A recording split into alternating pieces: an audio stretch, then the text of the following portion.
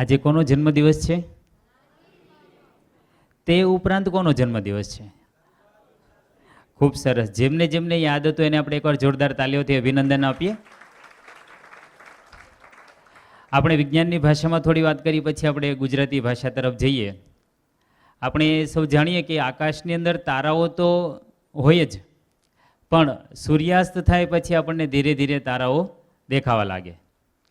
પછી જેવો સૂર્યોદય થાય એટલે તારાઓ દેખાતા બંધ થઈ જાય. પણ ખરેખર તો આકાશની અંદર એ તારાઓ તો ત્યાં જ હોય જ, પણ સૂર્યના પ્રકાશમાં આપણને દેખાતા હોતા નથી. ગાંધીજીએ પોતાની આત્મશક્તિ એટલી ખીલવી અને પોતાનો પ્રકાશ સમગ્ર વિશ્વની અંદર એવી રીતે પાથર્યો કે એમની સાથે જેમના જન્મદિવસ હોય એ આપણે સામાન્ય રીતે ભૂલી જતા હોઈએ. બાકી તો લાલ બહાદુર શાસ્ત્રીજીએ પણ ખૂબ મોટું કામ કર્યું હતું. એક નાનકડો એવો પ્રસંગ કહીને આગળ વધીએ. સૌથી પહેલાં તો એ અભ્યાસ કરતા હતા ત્યારે ભણવામાં ખૂબ હોશિયાર હતા, પણ ગાંધીજીનું એક પ્રવચન સાંભળ્યું અને પછી એમણે 10મા ધોરણની પરીક્ષા આપવાનું છોડી દીધેલું અને આઝાદીની ચળવળમાં જોડાયેલા. ત્યારે એમના શિક્ષકને પણ દુઃખ લાગેલું, અને કારણ કે એમની આર્થિક પરિસ્થિતિ ખૂબ ગરીબ હતી. એમની માતાની પણ ઈચ્છા હતી કે દીકરો 10મા ધોરણમાં આવ્યો છે, હમણાં ભણવાનું પૂરું થાય એટલે મને આર્થિક રીતે ઘરમાં મદદ કરશે. પણ એમને દેશ પ્રત્યે એટલી રાષ્ટ્રભાવના જાગી અને એમણે ભણવાનું છોડી દીધેલું. પછી તો જો કે દેશની આઝાદીની લડત સાથે તેમણે ભણવાનું પણ શરૂ રાખેલું અને સંસ્કૃત અધ્યયનમાં શાસ્ત્રી બન્યા. એટલા માટે એ લાલ બહાદુર શાસ્ત્રીજી તરીકે કહેવાયા. એમની અટક શાસ્ત્રીજી નહોતી, પણ સંસ્કૃત અભ્યાસમાં શાસ્ત્રીની પદવી મેળવી હતી એટલે શાસ્ત્રી કહેવાયા. પછી આપણે જાણીએ છીએ કે ભારત દેશના તેઓ વડાપ્રધાન પણ બન્યા હતા. એમનો એક નાનકડો એવો પ્રસંગ છે. એક દિવસ શાસ્ત્રીજી એમના ધર્મપત્ની સાથે સાડીની ખરીદી કરવા માટે ગયા. હવે સ્વાભાવિક છે કે વડાપ્રધાન હોય એટલે બધા જ ઓળખતા હોય, એટલે દુકાનદારે પોતાની દુકાનમાં જે જે મોંઘી સાડીઓ હતી એ બધી બતાવવા લાગ્યો. ત્યારે શાસ્ત્રીજીએ પૂછ્યું કે ભાઈ તારી દુકાનમાં આનાથી ભાવમાં સસ્તી હોય એવી કોઈ સાડી છે? એટલે પેલો દુકાનદાર થોડોક શરમાયો, પણ પછી જે સસ્તીમાં સસ્તી સાડી હતી એ બતાવી અને એમાંથી પછી શાસ્ત્રીજીએ એમના પત્ની માટે સાડી પસંદ કરી. એટલે પેલો દુકાનદારને એમ થયું કે વડાપ્રધાનને મારે કેવી રીતે સસ્તી સાડી બતાવવી? એટલે એ કહેતા હતા હું દેશનો વડાપ્રધાન છું, પણ ગરીબ દેશનો વડાપ્રધાન છું, એટલે મને મોજ શોખ પાલવે નહીં, એટલે કે આપણે સાદાઈથી રહેવું જોઈએ. આવી ઘણી બધી નાનકડી વાતો છે, એમના જીવનના સત્ય ઘટનાઓ, ખરેખર બનેલા પ્રસંગો છે. એક બીજો એક મજાનો પ્રસંગ અત્યારે બધાના નામે ચાલે છે, ઇવન બિલ ગેટ્સના નામે પણ ચાલે છે. તો શાસ્ત્રીજીના દીકરા હતા ને એમ થોડા શૂટબૂટમાં ફરતા. એટલે એક વખત કોઈએ પૂછ્યું એમ કે શાસ્ત્રીજી તમે તો આટલી બધી સાદગીથી જીવન જીવો છો, સાદાઈથી રહો છો, અને તમારો દીકરો આમ શૂટબૂટમાં ફરે એવું કેમ? ત્યારે શાસ્ત્રીજીએ કહેલું કે હું એક ગરીબ ખેડૂતનો દીકરો છું, એટલે મને સાદગીમાં રહેવું જોઈએ, મારે સાદગી પાલવે મને. પરંતુ મારો દીકરો છે ભારત દેશના વડાપ્રધાનનો દીકરો છે, એટલે એ થોડો મોજ શોખમાં રહી શકે. એટલે અત્યારે એ બિલ ગેટ્સના નામે ચાલતો હોય છે, પણ એ પ્રસંગ હું રિપીટ કરવા માગતો નથી. બીજી એક આનંદની વાત એ છે કે ગુજરાતભરની અનેક શાળાઓમાં આ ગુજલી સેમિનાર, ભાષા સજ્જતા, સાચી જોડણી લાગે વહાલી એ વિષય સાથે ત્રણેય સેમિનારમાં થોડો થોડો ફરક હોય, પણ એ સેમિનાર થતા હોય છે. મંદિરમાં સેમિનાર થતો હોય એવો અમારો બીજો પ્રસંગ છે. અગાઉ સ્વામિનારાયણ મંદિર ભુજ, કચ્છ ભુજમાં કાર્યક્રમ થયેલો. એ માત્ર સંતો માટે હતો, જે સંતો સંસ્કૃતનો અભ્યાસ કરતા હોય. પરંતુ આજે સ્વામીજીએ ખૂબ સુંદર મજાનું આયોજન કર્યું. અને વિદ્યાર્થી મિત્રો, તમે મંદિરે, બાલસભામાં, સંસ્કાર શિબિરમાં આવો અને આધ્યાત્મિક જ્ઞાન મળે એ તો બરાબર છે, પણ આધ્યાત્મિકની સાથે માતૃભાષાનું અથવા તો શિક્ષણને લગતું તમને નવું ભાથું મળે, એટલા માટે સ્વામીજીએ સુંદર મજાનું આયોજન કર્યું. તો આપણે એક વખત સ્વામીજીનું તાલીઓના ગડગડાટથી અભિવાદન કરીએ, આભાર વ્યક્ત કરીએ કે આપે અમને આ શીખવા માટે નવી એક તક આપી. હવે વિદ્યાર્થી મિત્રો, હું અહીંયા ઊભો રહીને નથી બોલવાનું, હરતા ફરતા તમારી વચ્ચે પણ આવીશ અને આપણે આગળ વધતા રહીશું. સામાન્ય રીતે બીજા જે સેમિનાર હોય અને આ સેમિનારની શું તફાવત છે, બીજી શું બાબતો છે, આપણે ક્રમશઃ જોતા જઈએ. સૌથી પહેલાં આ સેમિનાર એટલે શિક્ષણનો ભાગ, એટલે શિક્ષણની વાત કરીએ કે હવે શિક્ષણ એટલે શું? તમારે વાંચીને બોલવાનું છે, તમારા વિચારો અલગ પણ હોઈ શકે. શિક્ષણ એટલે શું દોસ્તો? શિક્ષણ એટલે સતત નવું શીખતું રહેવાનું. દાખલા તરીકે અમે શિક્ષક બની ગયા, નોકરી મળી ગઈ, એટલે હવે કદાચ અમે એક અક્ષર ન ભણીએ તો પણ જીવીએ ત્યાં સુધી સરકાર પગાર આપવાની હોય, પેન્શન આપવાની હોય, મળે પેન્શન તો નો ટેન્શન, બરાબર ને? તો એની એવું કરી અને શીખવાનું બંધ કરી દઈએ તો એ બરાબર વસ્તુ નથી. રવિન્દ્રનાથ ટાગોર કોણ હતા ભાઈ? વચ્ચે વચ્ચે સવાલ રહે છે, આમ તમારે ઓન ધી સ્પોટ ફટાફટ જવાબ આપવાનો. બોલ દોસ્ત. જય સ્વામિનારાયણ. અચ્છા, આપણા રાષ્ટ્રગીતના રચયિતા હતા. શું કોણ હતા? અથવા તો ભારત દેશમાં સાહિત્ય ક્ષેત્રે સૌથી પહેલું વહેલું નોબેલ પારિતોષિક કવિવર રવિન્દ્રનાથ ટાગોરને મળેલું. બીજા શબ્દોમાં કેવું હોય તો ભારત દેશના ખૂબ મહાન કવિ હતા. તો એમણે શિક્ષકો માટે, અમારા જેવા માટે કહેલું કે જે શીખે નહીં તે શીખવી કેવી રીતે શકે. એટલે બીજા શબ્દોમાં એમ કહેલું કે શિક્ષક સતત નવું શીખતો રહેવો જોઈએ. એટલે હું તો કાયમ માટે મારા વિદ્યાર્થીઓને કહેતો હોઉં છું. હું સેમિનાર પ્રાથમિકથી લઈને કોલેજ સુધીના વિદ્યાર્થીઓ માટે કરું છું, અને શિક્ષકોમાં બાલભવનથી લઈને 12 સાયન્સ સુધી ભણાવતા હોય એવા શિક્ષકો માટે પણ સેમિનાર યોજું છું. પણ છતાં મારા ધોરણના વિદ્યાર્થીઓ જે ભણતા હોય એની પાસેથી શીખતો હોઉં છું, અને જ્યાં સેમિનાર લેવા માટે જાઉં ત્યાંથી કંઈ ને કંઈ શીખતો હોઉં છું, બરાબર? એટલે શીખવાની પ્રક્રિયા સતત શરૂ જ હોય. હવે શિક્ષણની બીજી વ્યાખ્યા મારી દ્રષ્ટિએ છે કે વિદ્યાર્થીઓની વિચારશક્તિ ખીલવે તે શિક્ષણ. થોડું લખાયું, તમને યાદ રહી ગયું, વાંચી લીધું, પરીક્ષામાં સવાલ જવાબ પૂછી લીધા, પાકા થઈ ગયા કે વગેરે વગેરે, એટલું પૂરતું ભણતર નથી, અથવા તો એ પૂરું શિક્ષણ નથી. ફરીથી કહીએ, સરસ મજાનો પાઠ હોય, પાઠ આખો યાદ રહી જાય, સવાલ જવાબ બધા પાકા થઈ જાય, અને એકમ કસોટી પ્રમાણે પરીક્ષા આવે ને પૂરેપૂરા માર્ક્સ આવી જાય, એ સારી વાત છે, પણ એ પૂરું ભણતર નથી. એનાથી આપણી વિચારશક્તિ ખીલવી જોઈએ. અને છેલ્લે એક બાબત લઈ લઈએ. અત્યારે કોર્ડલેસ માઇક્રોફોન છે, છતાં હરતા ફરતા આપણે વાતચીત કરી શકીએ છીએ. સામાન્ય રીતે આપણે કોઈ કોમ્પ્યુટર ઓપરેટર હોય ને એને પછી નેક્સ્ટ સ્લાઇડ માટે કહેવું પડે, નેક્સ્ટ નેક્સ્ટ, એની બદલે પોઇન્ટર શોધાયું. તો આ જે કોઈ ચીજ વસ્તુ શોધાય એના મૂળમાં પહેલાં કોઈના મનમાં વિચાર આવ્યો હોય, બરાબર? કે ભાઈ આ તકલીફ છે, એને આપણે ઉકેલ મેળવવો હોય તો શું કરી શકીએ. એટલે કોઈ પણ માણસના મનમાં વિચાર આવે એ ખૂબ મહત્વની વસ્તુ છે. આજે જ સવારે અમારી શાળામાં ગાંધી બાપુના જન્મદિવસની ઉજવણી હતી, ત્યારે પણ વાત કરી હતી કે આપણે સાહિત્ય વાંચીએ પણ સાથે સાથે થોડું વિચારતા પણ થઈએ. એટલે વિચારવું તે ખૂબ જરૂરી છે. હવે થોડા આગળ જઈએ. આ એક મુદ્દો છે, 2 પ્રકારના જોડણી કોષ છે, સાર્થ જોડણી કોષ અને ઊંઝા જોડણી કોષ. પણ હવે શિક્ષકો માટે વિચારવા માટેનો વધારે મુદ્દો છે, એટલે અત્યારે હું તમારી સાથે વધારે એમાં સમય નથી લેવો, કારણ કે આપણે ઘણું બધું શીખવા જેવું છે. પણ આ એક શબ્દ જોઈએ. હવે એક સવાલ પૂછીએ, થોડીક મગજની કસરત પણ રહેશે. સુરતની અંદર લગભગ 50 લાખ લોકો રહે છે. એમાં કેટલાક લોકો ખૂબ પૈસાદાર છે, બધા લોકો ઓળખતા હોય છે. એમાં કેટલાક લોકો એવા છે કે પૈસાદાર પણ છે અને એ પૈસાનો સદુપયોગ પણ કરે છે. એટલે સામાજિક ક્ષેત્રે, ધાર્મિક ક્ષેત્રે, એમાંથી તમને જે વ્યક્તિઓના નામ યાદ હોય કે ઓળખતા હો, એવા 2-5 વ્યક્તિના નામ જોઈએ છે. 5 વ્યક્તિના નામ થાય એટલે મેં જેમનું નામ ધાર્યું છે એ મળી જશે તો ઠીક છે, નહીં મળે તો હું કહી દઈશ, બરાબર? ફટાફટ 5 વ્યક્તિના નામ કે જેઓ પૈસા કમાવાની સાથે સારી પ્રવૃત્તિઓ પણ કરતા હોય, સમાજ માટે યોગદાન આપતા હોય, ધાર્મિક સંસ્થાઓ માટે યોગદાન આપતા હોય, મેડિકલનો એટલે કે કોઈને તબીબી સારવારની જરૂર હોય તો એમાં યોગદાન આપતા હોય, એવા સુરતના 5 ઉદ્યોગપતિઓ, પૈસાદાર લોકો ફટાફટ તરત મળી જવા જોઈએ. હા, પેલા આપણે દોસ્તને પૂછીએ. ભાઈ જય સ્વામી. ગોવિંદભાઈ ધોળકિયા. હવે દોસ્તો, મેં પહેલા એમનું નામ વિચારેલું હતું, બાકી ઘણા બધા છે, આપણે ખાલી એક જ છે એવું નથી કહેવાનું, પણ આપણે ઝડપથી પણ આગળ જવું છે. એટલા માટે એ ગોવિંદ કાકા એક એવોર્ડ આપે છે, એનું નામ છે માતુશ્રી સંતોકબા એવોર્ડ. એમાં અત્યાર સુધીમાં દલાઈ લામાથી લઈને સામ પિત્રોડા વગેરે વગેરે વિશ્વ પ્રસિદ્ધ ઘણા બધા વ્યક્તિઓને એવોર્ડ મળ્યા છે. એમાં એક વ્યક્તિને એવોર્ડ મળેલો, એનું નામ છે ફાધર વાલેસ.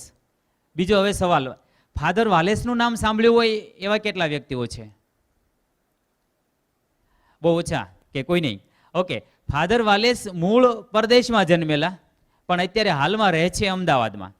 એ એટલું સરસ ગુજરાતી બોલે, ગુજરાતીમાં એટલું સરસ લખે કે કોઈ પણ માણસને જો ખબર ન હોય તો ખ્યાલ જ ન હોય કે આના માતા પિતા ગુજરાતી નહીં હોય, મતલબ એનો ગુજરાતી પરિવાર નહીં હોય, એમ આપણને ખબર પણ ન પડે. પરદેશની અંદર જન્મેલા, પ્રાથમિક શિક્ષણ પ્રદેશમાં મેળવેલું, અને ગુજરાતમાં આવ્યા પછી એટલું સરસ ગુજરાતી શીખ્યા. તો ફાધર વાલેસે સંતોકબા એવોર્ડ એમને મળ્યો સરદાર સ્મૃતિ ભવનમાં, ત્યારે એના પ્રતિભાવની અંદર એક સરસ વાત કરી હતી. નાનકડી વાત મારે કહેવી છે. એમણે કહેલું કે મને ગુજરાતી પ્રજાની ઘણી બધી ટેવો ખૂબ ગમે છે કે તમે ગમે તેવી પરિસ્થિતિ હોય એડજસ્ટ થઈ જાઓ, એટલે સંતુલન સાધી લ્યો, પછી મુશ્કેલીનો પણ સામનો કરો. વેપારી પ્રજા એટલે ગમે ત્યાં તમારો રસ્તો કરી કાઢો. પણ માતૃભાષા માટે તમે જે લાપરવાહી દાખી છે, અને એના માટે એનો એક શબ્દ છે ચાલે. એમ કે આપણે આવું લખીએ કે આવું લખીએ, શું ફરક પડે, ચાલે. બરાબર? તો એ ચાલે શબ્દ એ કે બરાબર મને ખૂંચે છે, ગમતું નથી. હવે હું તમને બીજા 2-3 સવાલ પૂછું. આપણે જેબી ડાયમંડ એન્ડ કાર્પેમ્પેક્સમાં સેમિનાર હતો ત્યારે શિક્ષકો સાથે થોડી વિસ્તૃત ચર્ચા કરી હતી. હમણાં જ ગુજલીસ સેમિનાર લખ્યું હતું, અહીંયા પણ લખેલું છે ગુજલીસ સેમિનાર, પછી લખ્યું છે રાજેશભાઈ ધામેલિયા. અહીંયા હું થોડી 2 સ્લાઇડ બેક આવવા દઉં. અહીંયા લખ્યું છે રાજેશભાઈ ધામેલિયા અને અહીંયા લખ્યું છે રાજેશ ધામેલિયા. એ બંનેમાં ફરક છે. શું ફરક છે ભાઈ? હા બોલો ભાઈ. એકમાં લી રસ્વ છે ને એકમાં દીર્ઘ છે, તો ચાલે? નો ચાલે? ઓકે, તો નો ચાલે તો શા માટે નો ચાલે? ઘણી બધી વખત આપણે એવું કહીએ કે ભાઈ એ દોસ્તો તમને એમ થઈ છે કે ભાઈ એટલા માટે જ સેમિનારની જરૂર છે. બરાબર? કોઈ પણ જગ્યાએ કોઈ પણ શાળાઓમાં આ સેમિનારની જરૂર એટલા માટે છે કે આપણે એમાં કોઈની ભૂલ થઈ હોય તો કોઈનો દોષ નથી. હું મોટાભાગે સેમિનારમાં 2-3 સ્પષ્ટતા કરતો હોય, અહીંયા કહેવાની રહી ગઈ. એક કે આપણે ઘણા બધા નાના નાના શબ્દો અથવા તો વાક્યો લખીશું, એમાં ક્યાંય તમારું ખોટું પડે તો બિલકુલ ચિંતા કરવી નહીં કે શરમાવું નહીં કે મારું ખોટું પડ્યું. અને ખોટું પડે ને તો હું એમાં કહીશ કે તેમાં કંઈ તમારો દોષ નથી, એમાં થોડો ઘણો દોષ અમારો પણ છે. એટલે બધા શિક્ષક મિત્રોને કે અમે જ્યારે વિદ્યાર્થીઓને ભણાવીએ ત્યારે એ બાબતમાં બહુ કાળજી ન રાખીએ, અથવા તો આ રસ્વ દીર્ઘને 1-2 માર્ક્સ સાથે સંબંધ કેળવો કે ભાઈ હવે 2 શું પૂછાય ગુજરાતીમાં, જોડણી સુધારો, કેટલા માર્ક્સ હોય? તો કે 2 માર્ક્સનો હોય. કોમ્પિટિટિવ એક્ઝામ હોય તો કેટલા માર્ક્સનું હોય? તો કે 1 જ માર્ક્સનું હોય. કેટલા માર્ક્સનું હોય? 1 માર્ક્સનું. હવે 1 માર્ક્સ કદાચ ઓછો આવે કે વધારે આવે, શું ફરક પડી જાય? બાકીના મહેનત કરી લેવાની. જોડણીના તો કેટલા બધા નિયમો હોય, એટલે ક્યારે યાદ રાખવા? એની કરતાં 1 જ માર્ક્સ ભલે ઓછો આવે, બીજામાં વધારે મેળવી લઈશું. એટલા માટે થઈને આપણે ચાલે એવું કર્યું હોય અને તેને કારણે થઈને ઘણી બધી વખત ભૂલો પડતી હોય. પણ એના નિયમો ખૂબ નાના નાના છે અને ખૂબ સહેલા છે. એ આપણે ધીમે ધીમે જોતા જઈશું. એક નાનકડો એક સવાલ એ પૂછી લઈએ કે આપણે એવું વિચારીએ કે ભાઈ ભણેલા વ્યક્તિએ ચોકસાઈ રાખવી જોઈએ. આમાં હમણાં જ એક મારો સેમિનાર ગયો તો એમાં માત્ર પ્રશ્નોત્તરી હતી. અત્યારે હું તમને લખાવવાનો છું એવું નહોતું કે ભાઈ આપણે કઈ કઈ બાબતમાં ચલાવી લેતા નથી. દાખલા તરીકે હમણાં જ હીરાની વાત કરી તો તમને એક નાનકડી હીરાની વાત કરી દઈએ. હીરો એક તો સામાન્ય રીતે બહુ મોટા જે છેઠિયાઓ છે મોટા મોટા હીરા ઘસતા હોય, તૈયાર કરાવતા હોય, અલગ વસ્તુ છે. બાકી આટલો નાનો એવો હીરો હોય પણ એમાં સેજ એને જે પેલ પાડવાના હોય. હું 10માના વેકેશનમાં હીરા ઘસવા ગયેલો એટલે મને થોડોક અનુભવ છે, થોડા દિવસો પૂરતો. બરાબર? તો એ જો પેલ વધારે પડાઈ જાય તો એ હીરાનું વજન ઘણું બધું ઓછું થઈ જાય. એક નાનકડો મેં પ્રસંગ સાંભળેલો, લગભગ 3-4 વર્ષ થઈ ગયેલા. હરિકૃષ્ણ એક્સપોર્ટમાં એક ભાઈ કામ કરતા હતા, તો બીજા મારા મિત્રો પણ કામ કરે છે. મેં એને પૂછેલું કે વર્ષે તમે કેટલા રૂપિયા કમાવો? તો એ કે 10-12 લાખ રૂપિયા કમાય, કોઈ 15 લાખ કમાય. એક ભાઈ સરથાણા વિસ્તારમાં રહે છે, એ 32 લાખ રૂપિયા એક વર્ષમાં કમાવાના હતા. પછી એણે કીધું 32 લાખ તો એટલે કે છેલ્લે એક હીરો એમાં એનાથી તૂટી ગયો, એને લીધે થઈને 8 લાખ રૂપિયા એક હીરામાં એની નુકસાની ગઈ. અને નહીતર તો એ 40 લાખ કે તેથી વધારે એને કમાણી થાત. હવે વિચાર કરીએ કે હીરો કિંમતી છે પણ છે તો છેવટે નિર્જીવ છે. એ નિર્જીવ હીરાની અંદર પણ એક પેલ થોડોક વધારે પડી જાય, એટલે કે સરેણ પર હીરો અમુક સેકન્ડો કરતાં વધારે સમય રહી જાય તો એની વેલ્યુ આટલી ઓછી થઈ જાય. તો આપણે શબ્દને બ્રહ્મ કહીએ છીએ તો સાચી રીતે પ્રયોજાય. હું તમને આજે સરસ મજાનું ભાષણ આપી રહ્યો છું, બધું જ મારું સાચું પડે એવું ન હોય. હું એવું નથી સ્વીકારતો કે મારું બધું સાચું હોય, પણ આપણે શીખવા માટે પ્રયત્ન કરી શકીએ. બરાબર? ધીમે ધીમે આપણે ઘણું સાચું લખી શકીએ. હવે ગુજરાતી સેમિનારની આપણે થોડીક વાત કરીએ કે આમાં તમારે સક્રિય બનવાનું છે, એટલે હંમેશા બધા શબ્દો લખવાના છે. અને બીજું કેવું હોય કે ભાષાના નિયમો ગોખવાના નથી. આ આપણને એટલા માટે અત્યાર સુધી કોઈ શીખવાડ્યું નથી કે રાજ્ય કક્ષાએ જે ભાષાશાસ્ત્રી હોય ને એણે એવું સમજ્યા કે ભાઈ ભાષા છે એ આમ આનંદ માણવાનો વિષય છે, વ્યાકરણ એ કંટાળાનો વિષય છે. પણ હું એવું માનું છું કે વ્યાકરણ એ આનંદનો જ વિષય છે. આપણે એને કેવી રીતે શીખવીએ છીએ, વાર્તા જુદી જુદી સાથે હોય અને ગમ્મત હોય તો વ્યાકરણ પણ આનંદનો વિષય બની શકે. એટલે આપણે વ્યાકરણના નિયમો ગોખવાના નથી, પણ આપણે વાક્યો વાંચીએ, શબ્દો વાંચીએ એટલે ઓટોમેટિક આપણને નિયમો યાદ રહે. હવે મિત્રએ હમણાં ગુજરાતી અને અંગ્રેજીની વાત કરી હતી, તો ગુજરાતી અંગ્રેજી બંને પણ આપણે સાથે લેવાના છીએ, એ પણ સાથે લઈશું. અને 2 કલાકમાં કેટલુંક શીખી શકીએ એ હવે હું તમને અત્યારે નથી કહેતો, તમારે પછી કહેવાનું છે કે તમે કેટલુંક શીખ્યા. હવે આપણે સીધા વાક્યો તરફ જઈએ છીએ. નાનકડું એવું વાક્ય છે, આ પેન સસ્તી છે. અંગ્રેજીમાં એને શું કહેવાય? મોટા ભાગનું મેં લખી આપેલું છે. શું કહેવાય? This pen is cheap. પણ મેં એક કામ કર્યું છે, ચીપના 2 સ્પેલિંગ લખ્યા છે. એમાં તમને જે સાચો લાગે એ ફટાફટ લખીએ. માત્ર એક જ સ્પેલિંગ લખવાનો છે, એકડો લખવાનો અને બાજુમાં એક જ સ્પેલિંગ. આખું વાક્ય કે એવું કશું લખવાનું નથી. તમને પીપીટી ગમે સારું લાગતું હોય તો તમારા ડેસ્કટોપ પર છે, એટલે તમે પછી એનો ઉપયોગ કરી શકશો. બરાબર? એટલે આપણે ઓછા સમયમાં વધારે કામ કરી શકીએ એવું કરવાનું છે. માત્ર એક જ શબ્દ લખવાનો છે. એ તમને ફરીથી પોઈન્ટ કરું, તમને પહેલો સ્પેલિંગ સાચો લાગે તો એ લખવાનો છે, બીજો સ્પેલિંગ સાચો લાગે તો એ લખવાનો છે. બરાબર? ખ્યાલ આવી ગયો ને? ચાલો, લખાઈ ગયું હશે કદાચ. લખાઈ ગયું ને? કેટલા લખાઈ ગયું? ઓકે દોસ્તો, બીજું વાક્ય જોઈએ. ગુજરાતી વાંચો તો. મારી પાસે એક ઘેટું છે, એનું અંગ્રેજી થાય આઈ હેવ અ શીપ. એમાં પણ 2 સ્પેલિંગ છે. એમાંથી તમને જે સાચું લાગે એ માત્ર એક સ્પેલિંગ લખી લો.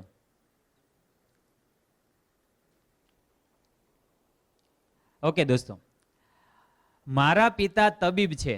તબીબ એટલે શું દોસ્તો? ડોક્ટર. કારણ કે તબીબ ગુજરાતી શબ્દ છે, અંગ્રેજી શબ્દ છે ડોક્ટર, પણ આપણે એનું ગુજરાતીમાં ડોક્ટર ઉચ્ચારણ વધારે કરતા હોઈએ એટલે આપણને ઘણી વખત તબીબ એટલે શું એ પણ ખ્યાલ ન આવતો હોય. ઘણી વખત એવું થતું હોય. એટલે પેલો એક કવિ કે છે, હે ઈશ્વર તું દે મરવાનું, ગુજરાતીનું પણ ગુજરાતી કરવાનું.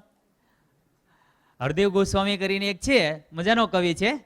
તો ઘણી વખત આપણને સરખું ગુજરાતી ન આવડતું હોય તો એના પર કટાક્ષ કરતા એણે નાનકડી કવિતા લખી છે, અને એની આ એક પંક્તિ છે કે હે ઈશ્વર તું દે મરવાનું, ગુજરાતીનું પણ ગુજરાતી કરવાનું. એટલે આપણે એવાથી કેવા ગુજરાતી કે આપણને આ સરખું ગુજરાતી પણ આપણને ન આવડતું હોય, એટલે એના કટાક્ષ રૂપે છે. પણ આપણે થોડુંક આગળ શીખતા રહીએ. તો ડેડ 2 સ્પેલિંગ છે, ઉચ્ચારણ બંનેનું સરખું જ છે. બરાબર? સ્પેલિંગમાં થોડો ફરક છે. લખાઈ ગયું? ચાલો ચેક કરી લઈએ. પહેલો સ્પેલિંગ હતો CHEAP, ચીપ એટલે સસ્તું. બીજો સ્પેલિંગ હતો SHEEP, શીપ એટલે ઘેટું. અને ત્રીજો સ્પેલિંગ હતો DAD, ડેડ એટલે પિતા. 3 સ્પેલિંગ કેટલા મિત્રોના સાચા છે? જો તમે છો બધા હોશિયાર, બરાબર ને? એટલે તમે હોશિયાર છો એવું મેં ધારીને જ આપણે જે મિત્રો એ સાચા જવાબ લખ્યા એને તાલીઓથી અભિનંદન તો આપીએ.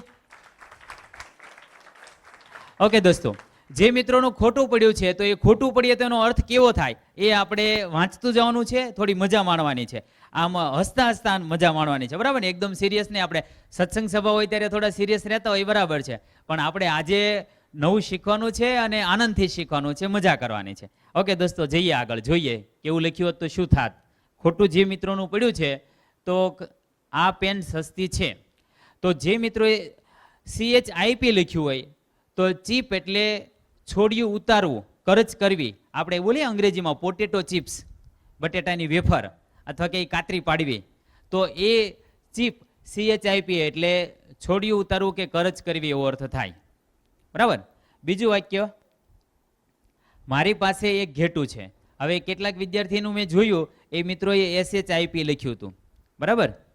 તો એનો અર્થ શું થાય? મારી પાસે એક જહાજ છે. તો એવી રીતે આપણે ખોટું લખીએ તો અંગ્રેજીમાં માર્ક્સ મળશે નહીં. તો અંગ્રેજીમાં આપણે સાચા સ્પેલિંગ શીખવા માટે શું કરીએ?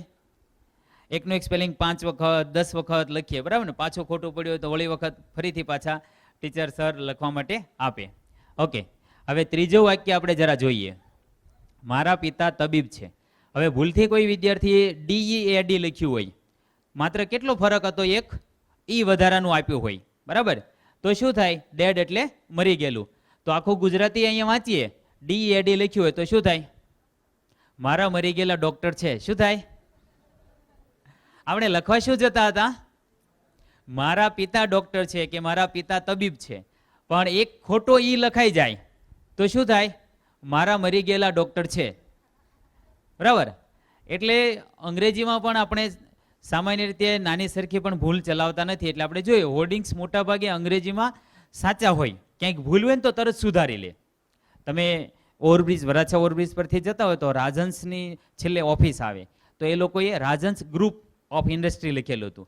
તો ગ્રુપ એ અંગ્રેજી શબ્દ છે, સમૂહ છે. ગ્રુપ એટલે સમૂહ, એ પોતે જ બહુવચન છે. ગુજરાતીમાં કેટલાક શબ્દો એક વચન બહુવચનમાં સરખા જ લખાય, એવી રીતે અંગ્રેજીમાં પણ એક વચન ને બહુવચનમાં સમાન જ હોય. દાખલા તરીકે ગુજરાતીમાં કહીએ વાળ, તો ગુજરાતીમાં એક વચનમાં વાળ કહેવાય ને બહુવચનમાં વાળ જ કહેવાય. આપણે વાળ કપાવવા જઈએ તેમ કે મારે વાળા કપાવવા જવા છે, બરાબર, એ વાળ જ કહેવાય. તો અંગ્રેજીની અંદર ફિશ એટલે માછલી, તો એનું બહુવચન ફિશ જ થાય. એક ગ્રુપ એટલે ગ્રુપ એટલે સમૂહ, ખુદ જ બહુવચન શબ્દ છે. એ લોકો લખેલું ગ્રુપ્સ ઓફ ઇન્ડસ્ટ્રી, એટલે એમાં એસ લગાડેલો. પછી કોઈક ડાયો માણસ મળ્યો હોય છે અને કહ્યું છે કે ભાઈ આ ગ્રુપ જ બહુવચન છે અને એસ ન આવે, એટલે એસ કાઢી નાખેલો છે. તમે ક્યારેક જાઓ ને તમારી પાસે સમય હોય ને તો ધ્યાનથી 1 મિનિટ ઊભા રહેજો, એટલે પેલો એસ એક વખત ચીપકાયો હોય ને કાઢી નાખ્યો હોય તો નિશાની રહી જાય ને નિશાની હજી છે. એટલે કહેવાનો મતલબ એટલો છે કે આપણે અંગ્રેજીમાં ભૂલ સુધારી લઈએ છીએ, પણ ગુજરાતીમાં શું કરીએ? શું કહીએ? ચાલે. હવે શું ચાલે? તો એ ચાલે એ મટે થોડું ઘણું, એટલા માટે થઈને સ્વામીજીએ આ સુંદર મજાનો યત્ન કર્યો છે, બરાબર. તો આપણે હવે અંગ્રેજી થોડું જોયું, હવે આપણે જવું છે ગુજરાતી તરફ. ગુજરાતી અંગ્રેજી બંને સાથે લેતા જઈશું. પછી જે મિત્રોને ગુજરાતી સારું શીખવું હોય એને ક્રમશઃ શીખવા માટેની પણ એક રીત છે, એ પછી આપણે પ્રશ્નોત્તરી રૂપે છેલ્લે લેશું. આ તમને એટલા માટે આ રીતે ગુજલીશ એટલા માટે લીધું છે કે ગુજરાતીમાં જેવું છે એવું ઘણું બધું અંગ્રેજીમાં પણ છે, એ બંને સાથે સમજી શકાય એટલા માટે સાથે લીધું છે. ઓકે દોસ્તો, હવે અહીંયા ચાલો સ્વમૂલ્યાંકન કરીએ. સાવ સહેલા વારંવાર આપણે બોલતા હોઈએ એવા નાના નાના વાક્યો છે, એમાં પણ તમારે એક જ શબ્દની પસંદગી કરવાની છે અને તેમાં રસ્વ દીર્ઘનો કે સામાન્ય ફરક છે, બરાબર. એમાંથી તમારે જોવાનું છે, તમને સાચું લાગે માત્ર એક જ શબ્દ લખવાનો છે, આખું વાક્ય લખવાનું નથી. આપણે વાક્ય વાંચીશું. પેલું વાક્ય વાંચો તો, વિકલ્પ લખ્યો હોય તમારે પછી એનું ઉચ્ચારણ કરી લેવાનું છે. વાંચો તો, બરાબર. આગળ જઈએ, એમાંથી તમારે સિટી બેમાંથી જે સાચું લાગે લખવાનું છે. મકાન ખરીદવા આજે જ બહાનું આપવું પડશે, બરાબર. તો બાનું બે રીતે લખેલું છે, વિચારીને પસંદ કરજો.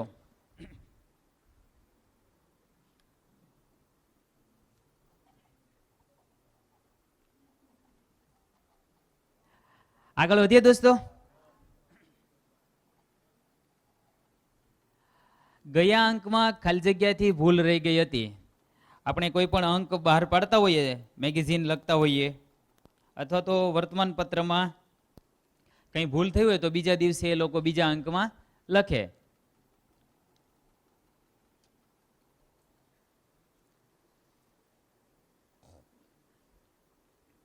આપણા વિસ્તારનું જ વાક્ય લીધું છે, વાંચો તો વાક્ય.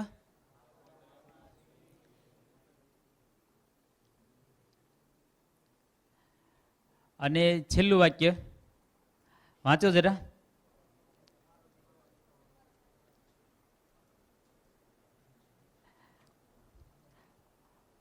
પાંચે પાંચ જવાબ લખાઈ ગયા હોય એવા મિત્રો કેટલા છે?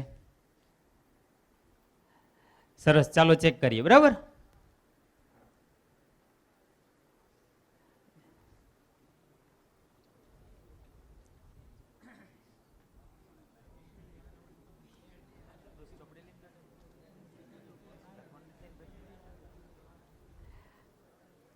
ચલો, પાંચે પાંચ જવાબ આ રીતે હોય એવા કેટલા મિત્રો છે? પાંચે પાંચ. 2-3 મિત્રો છે, 2 મિત્રો છે, 4. આમ કડક સર બનવાનું છે. આમ રસ્વ દીર્ઘ અનુસ્વાર નાની સરખી પણ ભૂલ હોય તો તપાસવાનું છે અને બરાબર જોવાનું છે. 3 અને 4 ઘણી સંખ્યા છે. 2, 1. આવું એકે ન લખ્યો એવા કેટલા મિત્રો છે? એકદમ ફરીથી છેલ્લે સવાલ પૂછું છું, આ 5માંથી એકે શબ્દ આ પ્રમાણે પસંદ ન કર્યો હોય એવા કેટલા મિત્રો છે? કોઈ નહીં? તે એકે આ પ્રમાણે ન પસંદ કર્યા, સારું કહેવાય. દોસ્તો, સાચા જવાબ આ હતા. એટલે એનો મતલબ એમ થયો કે જેણે આ પ્રમાણે એકેય નથી લખ્યા એના સાચા છે. પેલા 5 ખોટા હતા.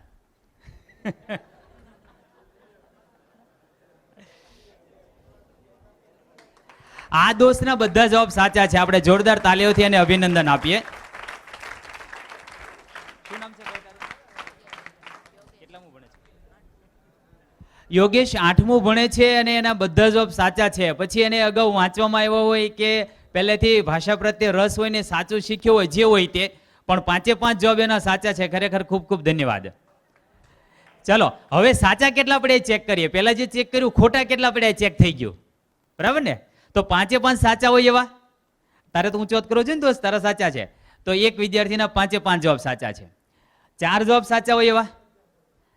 4માં હવે ઘણી સંખ્યા છે. ઓકે, 3, 2, 1. હવે જુઓ, એક વચ્ચે સવાલ લઈ લઈએ. આમાં એકેય વાક્ય આમ અઘરું હોય, પહેલી વખત સાંભળ્યું હોય, પહેલી વખત વાંચ્યું હોય એવું હતું? બધા જ વાક્યો શબ્દો સાવ જાણીતા હતા ને, જે 5મું 7મું ધોરણ ભણતા હોય અને લખતા હોય, વાંચતા હોય, બોલતા હોય, છતાં ખોટા પડ્યા. બરાબર? એમાં તમારો દોષ નથી. આ નાનકડી પુસ્તિકા છે, મારી બેગમાં પણ છે, પછી ત્યાંથી બતાવીશ. તો અચ્છા, આશાદીપમાં ભણે છો એટલે ત્યાંથી આપીએ છીએ. બરાબર.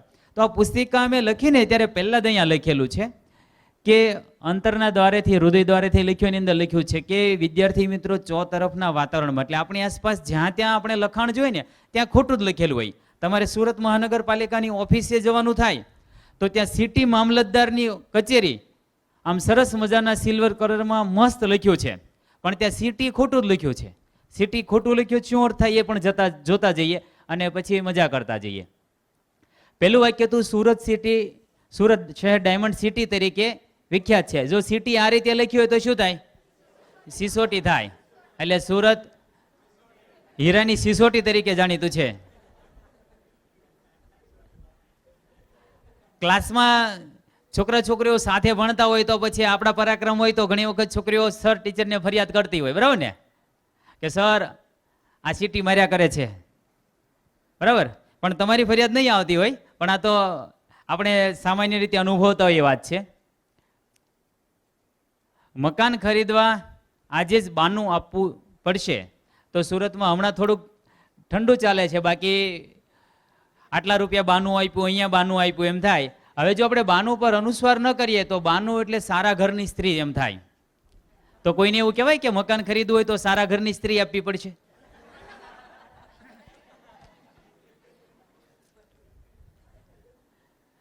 આપણે જેવી રીતે હિન્દુ પરિવાર, દીકરીઓ કે સ્ત્રીઓ હોય એની પાછળ બેન શબ્દ લખીએ, બરાબર, એવી રીતે મુસ્લિમ સમાજની અંદર સુફિયા બાનુ, મુમતાઝ બાનુ, એ લોકો બાનુ લખે.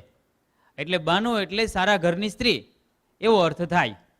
પણ આપણે નાનકડે એવો અનુસ્વારમાં જો ભૂલ કરીએ તો સાવ અર્થનો અનર્થ થાય. આ પેલું સિટી અંગ્રેજી શબ્દ તો મિલ પણ અંગ્રેજી શબ્દ છે અને આ ગુજરાતી શબ્દ બંને પણ છે. મિલ MILL, મિલ એટલે કારખાનું થાય, અને દીર્ઘ મિલ લખીએ એટલે વિરોધી જમાવટ, પ્રતિપક્ષ, સામેનો પક્ષ એવો અર્થ થાય. ચોથું વાક્ય તો ગયા અંકમાં સરજ ચૂકથી ભૂલ રહી ગઈ હતી.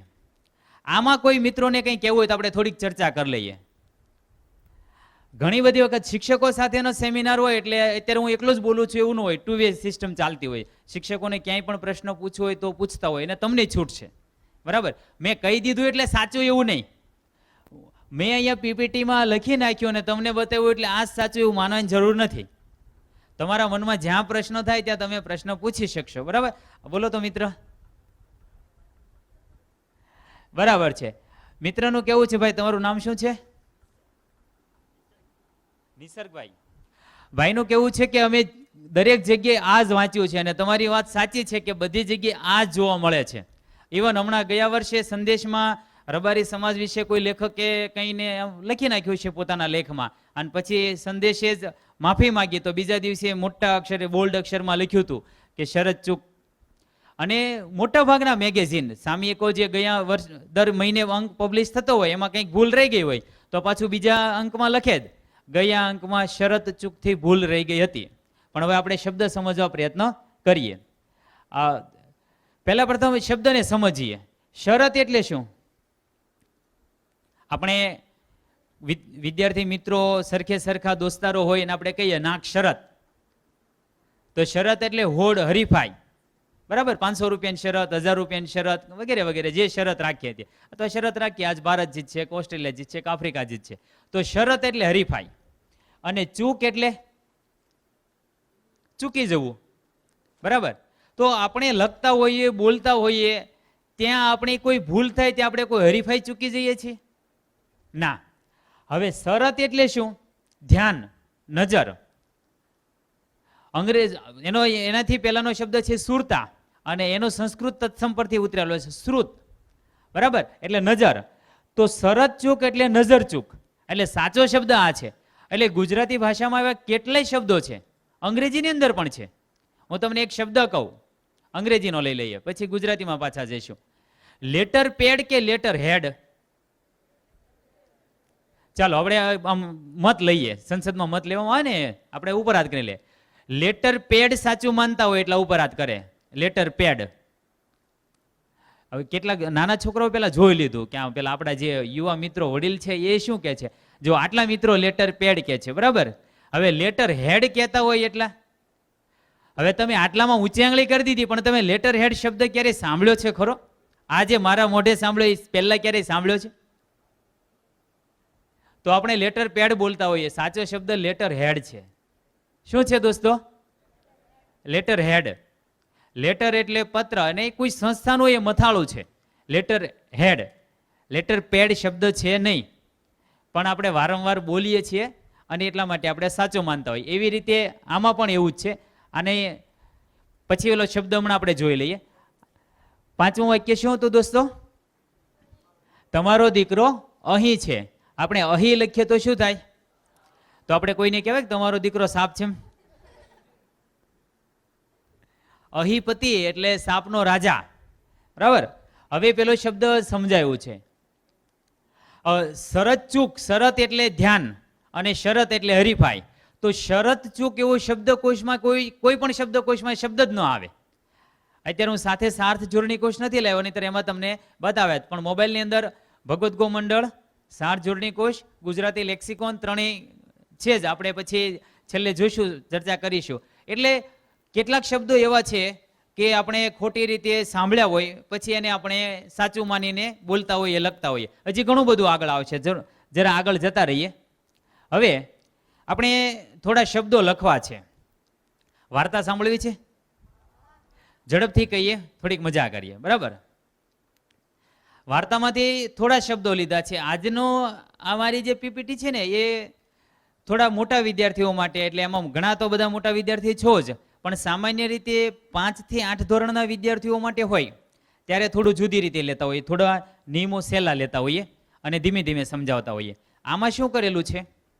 એક કરતાં વધારે નિયમો એક સાથે સમજાવેલા છે. પણ એમ તમે હોશિયાર વિદ્યાર્થી છો એટલે બહુ ચિંતા કરવાની જરૂર નથી. એક નાનકડી વાર્તા લઈ લે, પછી આગળ વધીએ. આમ મજાની છે, બહુ એટલી બધું આમ બહુ સારાંશ બોધ મળે એવું બહુ ચિંતા નહીં કરતા, પણ વાર્તાની મજા માણજો. એક ગામ હતું. એ ગામના પાદરમાં, ગામની અંદર એક છોકરો રહેતો હતો. તમે કહો ગામમાં ઘણા બધા છોકરા રહેતા હોય સર, તો ઘણા બધા રહેતા હોય, પણ આપણે એમાંથી એક છોકરાની વાત કરીએ છીએ. એ છોકરાની એક ખાસિયત હતી, એકલા પ્રશ્નો પૂછ્યા કરે. આમ તો પ્રશ્ન પૂછવા એ સારી વાત છે, કારણ કે આપણામાં એક કાવ્ય પંક્તિ છે, અર્થ વિસ્તાર સમજાવવો એમાં પૂછાતી હોય છે, જેને આવડતી હોય પ્રશ્નનું મહત્વ સમજાવતી. ચાલો હું કહી દઉં. પૂછતા પંડિત નીપજે, લખતા લહ્યો થાય, 4 ગૌ ચાલતા લાંબો પંથ કપાય. એટલે પૂછવું એ ખૂબ જરૂરી છે. બીજું એક નાનકડું વાક્ય છે, પ્રશ્ન એ જ્ઞાનની જન્યતા છે. આપણા મનમાં પ્રશ્ન ન થાય તો આપણે નવું શીખવા મળે નહીં, અથવા તો પ્રશ્ન ન થાય તો વિશ્વમાં કોઈ નવી શોધ પણ ન થાય. એટલે દરેક શોધની પાછળ પણ પ્રશ્ન જવાબદાર છે. તો આ વિદ્યાર્થી પણ પ્રશ્ન પૂછનારમાં 3 પ્રકાર હોય પ્રશ્ન પૂછનારના. એક, જેને નવું જાણવાની જિજ્ઞાસા છે એ પ્રશ્ન પૂછતો હોય. બીજો, સામેવાળાનું જ્ઞાન ચકાસવા માટે પ્રશ્નો પૂછતો હોય કે ભાઈ તમે તો આવી ગયા છો અમને ભાષણ આપવા માટે, પણ તમને કેટલું આવડે છે, એટલા માટે પ્રશ્ન પૂછતા હોય. અને ત્રીજો પ્રશ્ન પૂછનારનો પ્રકાર એ આવે કે એને પોતે કંઈ નવું જાણવું ન હોય, સામેવાળાને કેટલું જાણતા આવડે છે કે કેટલું છે એની સાથે લેવા દેવાનું હોય, પણ જ્યાં બેઠા હોય ત્યાં પોતે અહીંયા હાજર છે એની નોંધ લેવડાવવી હોય, અથવા તો જે કાર્યક્રમ ચાલતો હોય એમાં ડખો ઉત્પન્ન કરવો હોય, અને એટલા માટે થઈને સવાલ પૂછતા હોય. આ 3 પ્રકાર આવે, પણ એમાં આપણે પ્રથમ પ્રકારના ઉત્તમ પ્રકારના પ્રશ્નકાર બનીશું કે નવું નવું જાણવા માટે પ્રશ્ન પૂછીશું. હવે આ છોકરો કાયમ પ્રશ્નો પૂછ્યા કરે એટલે બધા લોકો એનું નામ પડપૂછ્યો પાડી દીધું. બીજા લોકો કેટલાક એનો લપલપિયો પણ કહે, કેટલા પ્રશ્નો પૂછ્યા કરે. પછી આપણે કાયમ માટે કોઈ પ્રશ્ન પૂછતા હોય તો આપણે એનાથી શું થાય? આપણને કંટાળો આવે. શું થાય? હવે બધા લોકો, ગામના લોકો કંટાળી ગયા. હવે શું થાય ખબર? આમ શેરીમાં જતા હોઈએ અને સામેથી પેલો છોકરો આવે ને, એટલે જે માણસને સામે ખરેખર જોવું હોય પણ રસ્તામાં બીજી શેરી આવે ને ત્યાં વળી જાય. કારણ કે ખબર હોય જો હમણાં સામો એનો સંગમ થઈ જશે, ભેટો થશે તો માથું પકાવી દેશે. એટલે ગામમાં એની જોડે બધા બોલતા બંધ થઈ ગયા, કોઈ એની સાથે વાતચીત કરે નહીં. હવે આપણે ક્યાંય રહેતા હોઈએ ને આપણી જોડે કોઈ ન બોલે તો ગમે આપણને, એટલે એ પણ કંટાળી ગયો. એટલે એને એમ થયું કે મારે તો નવું જાણવું છે, શીખવું છે, એટલા માટે પ્રશ્ન પૂછું, પણ કોઈ લોકો મને જવાબ આપતા નથી. એટલા માટે હવે હું બહાર ગામ, આજુબાજુના બીજા ગામમાં હરવા ફરવા માટે જતો રહું. હવે આ ભાઈ પ્રશ્નો પૂછતા પણ એની એક તકલીફ એ હતી, પ્રશ્ન પૂછે, જવાબ મેળવે, પણ મગજ ન વાપરે, બહુ લાંબુ વિચારે નહીં, અને એમના નિયમ તારવી દેતા હતા. બરાબર? હવે શિયાળાની ઋતુ હતી, સરસ મજાની ઠંડીવાળું વાતાવરણ. એક દિવસમાં વહેલી સવારે જાગી અને બાજુના ગામમાં ચાલવાનું શરૂ કર્યું. હવે અત્યાર સુધી મગજ તો ઓછું વાપરવાની ટેવ હતી. તો બાજુના ગામમાં ગયો તો બાજુના ગામના પાદરમાં થોડાક ગોવાળિયાઓ એક તાપણું કરીને બેઠા હતા. તો હવે આ ભાઈએ મગજ વાપર્યા વગર એને એમ કે આ ભડકો છે, આગ છે, એટલે દુનિયા સળગી જશે. એટલે એને તો દૂરથી જ બૂમ પાડી, એટલે અય ઠારો ઠારો, ઠારો એટલે આગ બુજાવો, એ કે દુનિયા સળગી જશે. પેલા ગોવાળિયા હતા પણ બુદ્ધિ હતી થોડીક, એટલે એણે કીધું કે ભાઈ આટલી આગથી કઈ દુનિયા સળગે નહીં, અને બીજું કે અમે સરસ મજાના શક્કરિયા શેકીએ છીએ, તારે ખાવા છે? એટલે પેલો ભાઈ ચાલીને આવ્યો હતો, તે વખતમાં બધી વાહન વ્યવસ્થા તો હતી નહીં. એટલે એણે કીધું કે ભાઈ મને ભૂખ તો લાગી છે, ખાવા આપો તો મજા આવશે. તો સરસ મજાના ભઠ્ઠામાં શેકેલા શક્કરિયા ખાવાની ખૂબ મજા આવી. પણ એને પછી એક નિયમ તારવી લીધો. શું નિયમ તાર્યો છે? તમારામાંથી ફટાફટ જવાબ આપો તો આપણે મેળવવો છે. એણે નિયમ તારવી લીધો, ગામના પાદરમાં ભડકો હોય, મતલબ આગ હોય, અને થોડા માણસો બેઠા હોય તો શક્કરિયા શેકતા હોય. ચાલતો ચાલતો બીજા ગામ ગયો. બીજા દિવસે બીજા ગામ પહોંચ્યો તો બીજા ગામના પાદરમાં ભડકો હતો, ઝાઝા બધા માણસો હતા. એટલે એને થોડુંક વધારે બુદ્ધિ વાપરી, એ કે ઝાઝા માણસો છે, ઝાઝા શક્કરિયા છે. એટલે એને તો દૂરથી જ બૂમ પાડી કે લા અય મને શક્કરિયા આપજો, મને ભૂખ લાગી છે. એટલે તમારી જેવો એક છોકરો આવ્યો બાજુમાં, એક તમાચો છોડી દીધો. એટલે પેલો પૂછ્યો કે લે, શક્કરિયા ન ખાવા દેવો હોય તો ના પાડી દેવાય, એમાં લાફો મારી દેવાય? ત્યારે પેલો છોકરો એને કહે છે કે અહીંયા શક્કરિયા નથી શેકતા, માજીનું અવસાન થયું, ડોશીમાનું અવસાન થયું, તો એની અગ્નિ સંસ્કાર વિધિ ચાલે છે. ત્યારે એણે કીધું કે અરે ભલા માણસ, મને શું ખબર, બાજુના ગામમાં તો આવું હતું, ત્યાં ઓછા માણસો હતા, અહીંયા વધારે માણસો છે, એટલે મને એમ કે વધારે શક્કરિયા છે. પણ એ કે કંઈ નહીં, આપણે નિયમ બદલી નાખીએ. વધારે માણસો હોય અને ભડકો હોય તો માણસો શક્કરિયા ન શેકતા હોય, પણ ડોશીમાની અગ્નિ સંસ્કાર વિધિ ચાલતી હોય. હવે ફરતો ફરતો વળી પાછો એક નવા ગામ ગયો. ગામના પાદરમાં પહોંચ્યો, ત્યાં માણસો ઝાઝા હતા અને આગ પણ હતી, પણ આગ ઓછી હતી. એટલે એણે વિચાર્યું કદાચ આ ગામમાં શક્કરિયા ઓછા પાકતા છે, એટલે ઓછા હશે ને આ બધા એક સાથે ભેગા થાય છે, થોડા થોડા ખાવાના. પછી બીજો નિયમ તાર્યો હતો, બીજો નિયમ એને યાદ આવી ગયો કે ડોશીમાની અગ્નિ સંસ્કાર વિધિ થતી હોય, એટલે બીજો નિયમ યાદ કર્યો કે ભાઈ અહીંયા માણસો ઝાઝા છે, આગ પણ છે, એટલે ખરેખર ડોશીમાને સળગાવતા છે, શક્કરિયા શેકતા નહીં હોય. પણ હવે કદાચ ડોશીમાં ઠીંગુજી હોય એટલે ઓછી આગ છે. એટલે એને વળી પાછી બૂમ પાડી, એટલે એ આળસુના પીર, ડોશીમાન ઘરમાં સળગાવી દેવાય, ગામના પાદર સુધી તો જવું હતું. ત્યાં બીજો એક ભાઈ આવ્યો ને 2 લાફા ચોડી દીધા. તે કે પણ શું છે, શા માટે મારો છો? તે કે તને કઈ અક્કલ બક્કલ છે કે નહીં? એ કે આ ડોશીમાને કઈ અગ્નિ સંસ્કાર વિધિ ઘરમાં કોઈ કરે? અહીંયા દીકરીના લગ્નનો માંગલિક પ્રસંગ છે, આવે ને વિધિ, કન્યા પધરાવો સાવધાન, તો ત્યારે અગ્નિ સાક્ષીએ લગ્ન વિધિ થતી હોય એટલે આ પડપૂછિયાની જે આદત હતી, જુદા જુદું સમજ્યા વગર નિયમ તારવી લેવાનો, એને લીધે થઈને પ્રશ્ન થતા હતા. તો આપણે અહીંયા નિયમો તો આજે તારવવાના છે, વાર્તાને આપણે અહીંયા પૂર્ણાહુતિ તરફ જઈએ, પણ આપણે થોડુંક સમજી વિચારી નિયમ તારવાના છે. પડપૂછ્યા જેવું થવાનું નથી, પણ એક સમજદાર વિદ્યાર્થી થવાનું છે. આપણે હવે થોડાક નિયમો, શબ્દો લખવાના છે, એ શબ્દો લખવાના સમજી વિચારીને લખવાના છે, અને પછી આપણે એના પરથી નિયમ તારવવાનો છે. પણ નિયમમાં પાછું અગાઉ કહ્યું પ્રમાણે થોડુંક મગજ આપણે વિશેષ વાપરવું જોઈશે, નહીંતર આપણી હાલત પણ પડપૂછ્યા જેવી થશે. શબ્દો મોટાભાગના આપણે વારંવાર સાંભળ્યા હોય એવા છે, છતાં આપણે ધ્યાન રાખીને લખશું. અને જ્યાં ન સમજાય તો ઉપર હાથ કરજો, એટલે હું શબ્દ ફરીથી બોલીશ. જેને ન સમજાય હોય એ જરા ઉપર હાથ કરજો. પહેલો શબ્દ છે 11.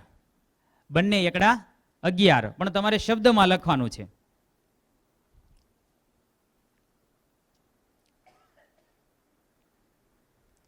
બીજો શબ્દ છે શાળાકીય.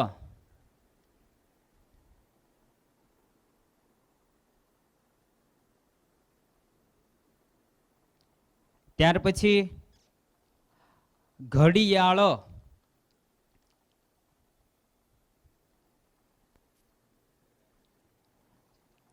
ચોથો શબ્દ પિયુષ.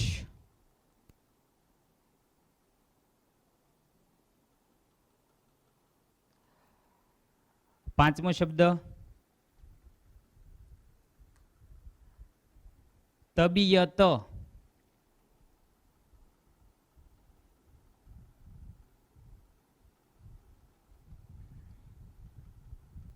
છઠ્ઠો શબ્દ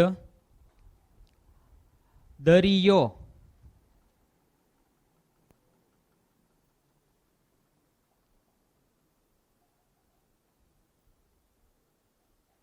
સાતમો શબ્દ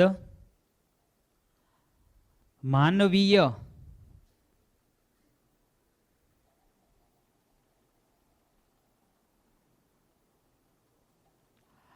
આઠમો શબ્દ આદરણીય.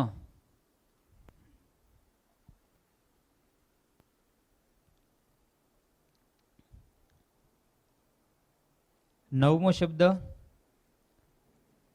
ફરિયાદ. ફરિયાદ. અને છેલ્લો શબ્દ રળિયામણું.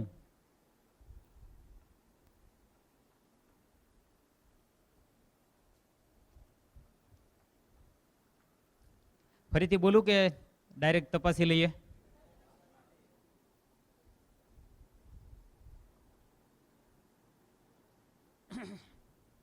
દસે 10 શબ્દો બરાબર તપાસજો, બરાબર? થોડા કડકસર થવાનું. જેટલા તમે કડકસર થશો એટલું તમને હવે આગળ શીખવા માટે મદદરૂપ થશે. કારણ કે પછી તમે જ્યારે પણ લખો, વાંચો, વિચારો ત્યારે થોડાક સજાગ રહેશો, એટલે વધારે ફાયદો થશે. માર્ક્સ આપવાના છે 10 માંથી કેટલા આવ્યા એમ.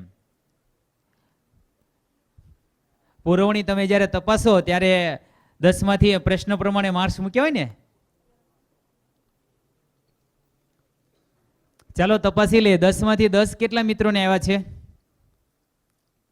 કોઈને નહીં? 10 માંથી 9. 9 વાળા જાજા છે. આવતો મિત્ર, 9 માર્ક્સ જેટલા મિત્રોને આવ્યા છે ને આપણે એક વખત જોરદાર તાલીઓથી અભિનંદન આપીએ. 10 માંથી 9 એટલે પણ ઘણા બધા સારા માર્ક્સ ગણાય. 8 માં પણ ઘણા બધા મિત્રો છે. 7, 6, 5, 4, 3, 2, 1. આ પ્રમાણે એકે ન લખ્યું હોય એવા કેટલાક મિત્રો કહે છે કે સર આમાં તમારો બહુ ભરોસો મૂક્યા જેવું નથી. તમે પેલા ખોટા બતાવો ને પછી પાછા સાચા બતાવો ને, તો વળી પાછું આમાં 10 એ 10 કહી દઈએ અને પછી તમે એમ કહો કે આ તો ખોટા હતા, હવે આ લખ્યા એ સાચા છે, તો વળી પાછું ખોટું પડે. એના કરતાં છેલ્લે રહેવામાં ક્યારેક ફાયદો થઈ જાય એવું છે. પણ દોસ્તો, આ બધા સાચા શબ્દો જ છે, આમાં ખોટા શબ્દો નહોતા. હવે તમારો વારો છે. તમારા મનમાં કંઈ પ્રશ્ન હોય તો, એક મિત્રએ તો પૂછ્યો જ હતો, તમારે કોઈને કંઈ પ્રશ્ન પૂછવો હોય તો. તું દોસ્ત ઉભો થતો ભાઈ, શું નામ છે તારું? કેનિલ. પહેલા તો કેનિલને આપણે તાલીઓથી એટલા માટે અભિનંદન આપીએ કે એના 9 શબ્દો સાચા છે, અને એના કરતાં વધારે તાલીઓથી એટલે અભિનંદન આપવા કે એણે એક સવાલ પૂછ્યો કે સર આ શા માટે આ સાચું. તો મોટાભાગના વિદ્યાર્થીઓને ખોટો પડ્યો એવો શબ્દ કયો છે? પિયુષ. બરાબર. તો દોસ્ત આપણે એની ચર્ચા કરી લઈએ. સૌથી પહેલા પિયુષનો અર્થ શું થાય?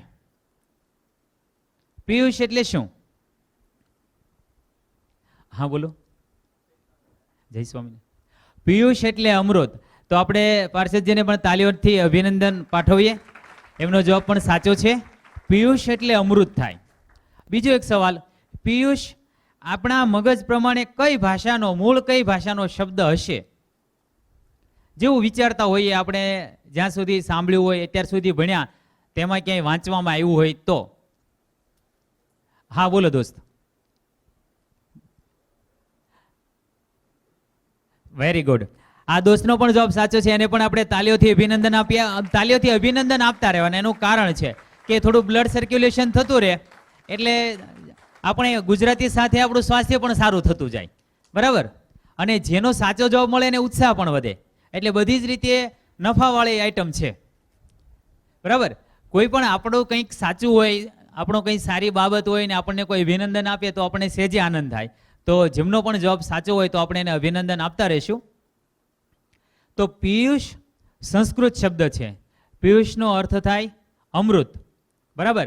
અને એ આ જે શબ્દો છે એના અપવાદરૂપ શબ્દોની અંદર આપણે ગણીએ, હમણાં થોડીક પછી ચર્ચા કરીએ, એટલે એક વખત જોઈ લઈએ.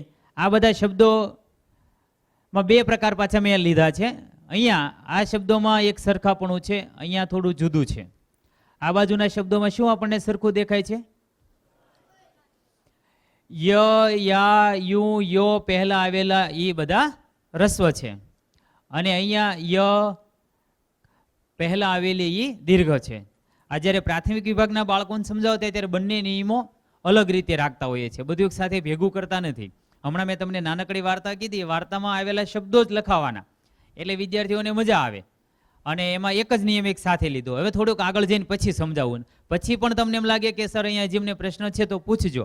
તમે પ્રશ્ન પૂછશો તો મને મજા આવશે અને મને કંઈક નવું જાણવા મળશે. તમને તો જાણવા મળશે જ, પણ મને પણ મળશે. તો મારા બેગની અંદર આ પુસ્તિકા છે, તો એ આપજો જરા. આ દોસ્ત પાસે નાની પુસ્તિકા જે છે એની અંદર 3 પેજની અંદર મેં આ બધા શબ્દો લખ્યા છે. એ શબ્દોમાં એક સરખાપણું છે. શું છે? બધા શબ્દોની અંદર ય પહેલા આવેલી એ રસ્વ છે. તો નિયમ તમારે વાંચવાનો છે. વાંચો તો પહેલો નિયમ. શબ્દમાં ય પહેલા આવેલી એ રસ્વ છે. સાર્થ જોડણી કોશ સ્વામીજી પછી તમને ક્યારેક બતાવશે, તો તમે સ્કૂલની લાઇબ્રેરીમાં જાઓ તો ક્યારેક જોજો. એ સાર્થ જોડણી કોશની અંદર આવા 2000થી વધારે શબ્દો છે. કેટલા છે? 2000થી વધારે શબ્દો છે. આપણે આપણા સૌરાષ્ટ્રીયન મોટા ભાગના લોકોની અટક, મારી અટકથી શરૂઆત કરું, ધામેલિયા, બેલડિયા, નાવડિયા, સુતરિયા, ધોળકિયા, રાદડિયા વગેરે વગેરે જે અટકો છે એ અત્યાર સુધી આપણને કોઈ કહેવાવાળું ન મળ્યું, એટલે આપણે એ દીર્ઘ કરી નાખતા હોઈએ છીએ. એ એક વાત છે. પણ સાચું લખવું હોય તો બધા વ્યક્તિઓની અટકની પહેલા જેમાં યા આવતો હોય ને એની પહેલા ઈ આવતી હોય, એ દરેક જગ્યાએ રસ્વ ઈ આવે. શું આવે?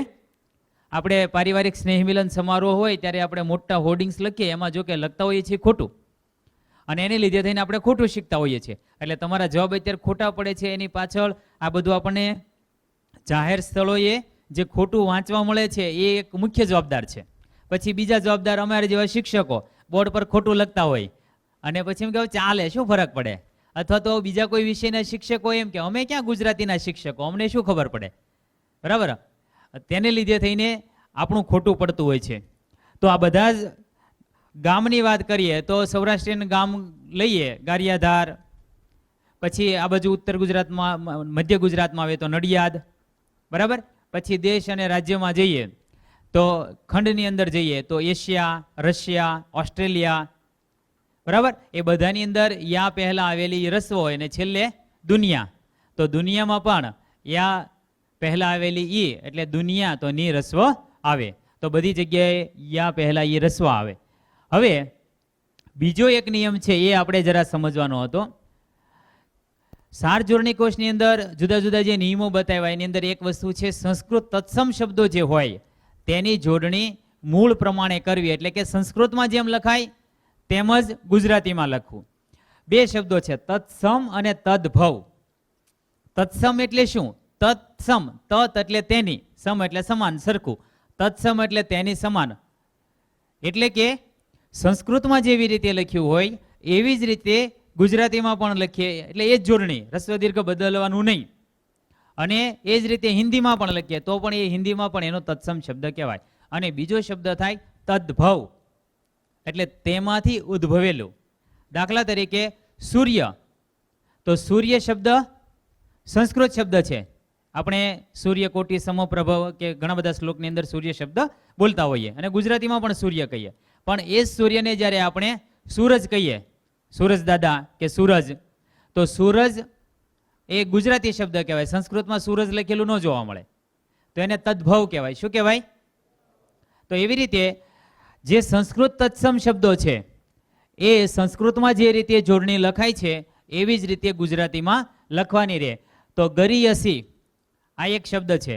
ગરીયસી એક શ્લોકની અંદર આવે છે. જેમને યાદ હોય જે મિત્રોને એ જરા શ્લોક બોલે અથવા તો કહે. હું કહી દઉં. જનની, હા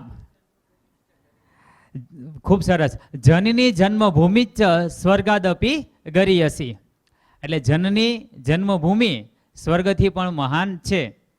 ગરીયસી એટલે કિંમતી, મહાન, મૂલ્યવાન. તો એમાં ગરીયસી શબ્દ આવે છે. પછી તુર્ય, નિયત, નિયત એટલે નસીબના અર્થમાં, અને પિયુષ એટલે અમૃત. આ બધા સંસ્કૃત શબ્દો છે. કેવા શબ્દો છે?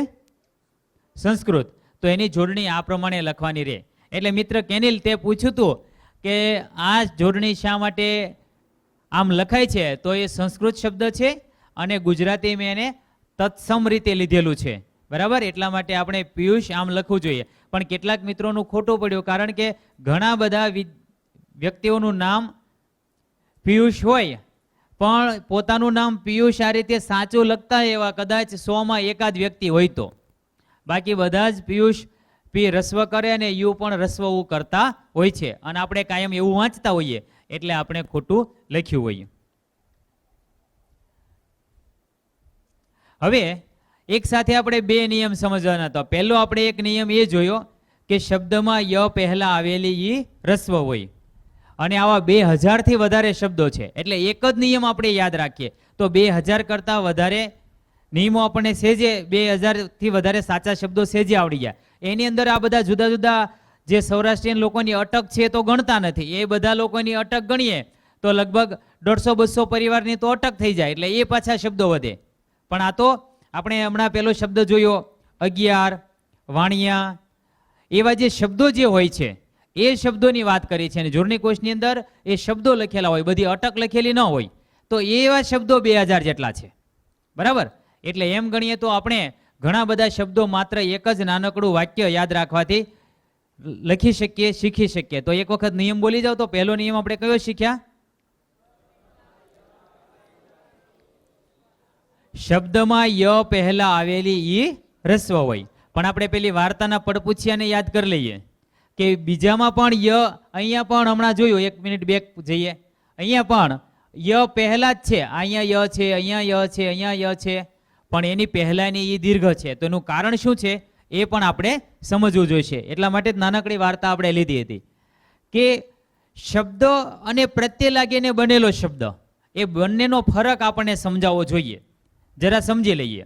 દુનિયા તો એ સ્વતંત્ર શબ્દ કહેવાય. દૂન એટલે એનો અર્થ થતો હોય. પછી ઈયા, દાખલા તરીકે 11 તો અગ એટલે એનો અર્થ થાય. પછી યાર જોડાય એટલે 11, તો એ શબ્દ પરથી બનેલો બીજો શબ્દ કહેવાય. પણ આ જે શબ્દો ય પહેલાની એ રસ્વ હોય એ બધા શબ્દો સ્વતંત્ર શબ્દો હોય. બરાબર? દાખલા તરીકે વાણિયો, તો એમાં વાણ એટલે જુદું, પછી ઈયો એટલે જુદું, એવું નહીં. પણ અહીંયા બાકીનો નિયમ છે આત્મ. આત્મ એટલે પોતે, આત્મા આપણે એ રીતે લેતા હોય. બરાબર? તો આત્મા પરથી હું અહીંયા આ બાજુનો પહેલો શબ્દ બોલીશ, તમારે આ બાજુનો બોલવાનો છે, પછી આપણે થોડી ચર્ચા કરશું, પછી આગળ વધશું. આત્મ, ચિંતન, ચુંબક, દર્શન, ભારત, વંદન. તો અહીંયા જે શબ્દો છે બધાનો સ્વતંત્ર અર્થ છે. બરાબર? ભારત એટલે બોલીએ એટલે તરત જ આપણને ખબર પડે કે ભાઈ આપણા દેશ ભારતની વાત છે. વંદન તો આપણને ખબર પડે નમસ્કાર કરવા, પ્રણામ કરવા એટલે વંદન થયું. અને પછી એના પરથી આખો નવો શબ્દ બન્યો. તો જ્યારે ઈય પ્રત્યે લાગીને નવો શબ્દ બને ત્યારે એ ઈય આવતો હોય એ દીર્ઘ હોય છે. હવે તમે એક સવાલ પૂછજો કે એવું શા માટે? હજી બીજા 2-3 શબ્દો લઈ લઈએ, બીજા પ્રત્યયો, પછી થોડીક ચર્ચા કરશું. હું ભૂલી જાઉં તમારે યાદ કરવાનું છે, લગભગ નહીં ભૂલું, પણ ભૂલી જાવ તો તમે કહેજો કે કંઈક યાદ કરાવવાના હતા. બીજો પ્રત્યય જોઈ લઈએ, અનીય અથવા અણીય પ્રત્યય. ઉલ્લેખ, પૂજ, માન, વિચાર. તો આમાં અનીય અથવા અણીય પ્રત્યય હતા.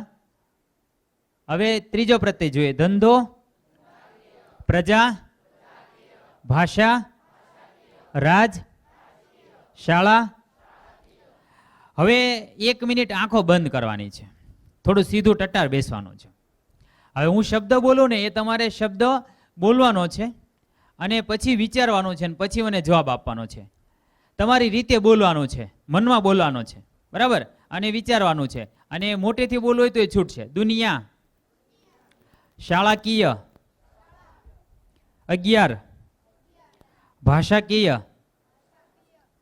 હવે આપણે આંખો ખોલી લઈએ. હવે ફરીથી એ શબ્દો અત્યાર સુધી આપણે જે બોલ્યા એક એક શબ્દને સમજતા જઈએ. દુનિયા અને શાળાકીય એ બે બોલો, એમાં ફરક શું પડે છે? ઊંચો ઉપર હાથ કરીને ઊભા થઈને આપણે બોલીએ. બરાબર? હા બોલો મિત્ર.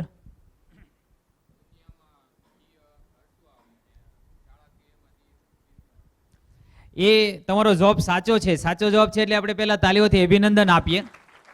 પણ આપણને અત્યારે તો આપણે આ નિયમ સમજ્યા એટલે ઓટોમેટિક ખ્યાલ આવી જવાનો છે, કાયમ યાદ રહેવાનું છે. પણ રસ્વ આવે એ આપણને ખબર પડી એટલે આપણે રસ્વ લખીશું કે તેના ઉચ્ચારણ પરથી પણ આપણને ખબર પડે, એ મારે ખાલી સમજવું છે. બીજો એક સવાલ પૂછી લો પછી સમજીએ કે ભાઈ આ શબ્દમાં રસ્વઈ આવે એટલે રસ્વઈ લખાય કે એના ઉચ્ચારણ પરથી ખબર પડે કે આને કયું લખવું, રસ્વ લખવું કે દીર્ઘ લખવું? એ શેના આધારે આપણને ખબર પડે?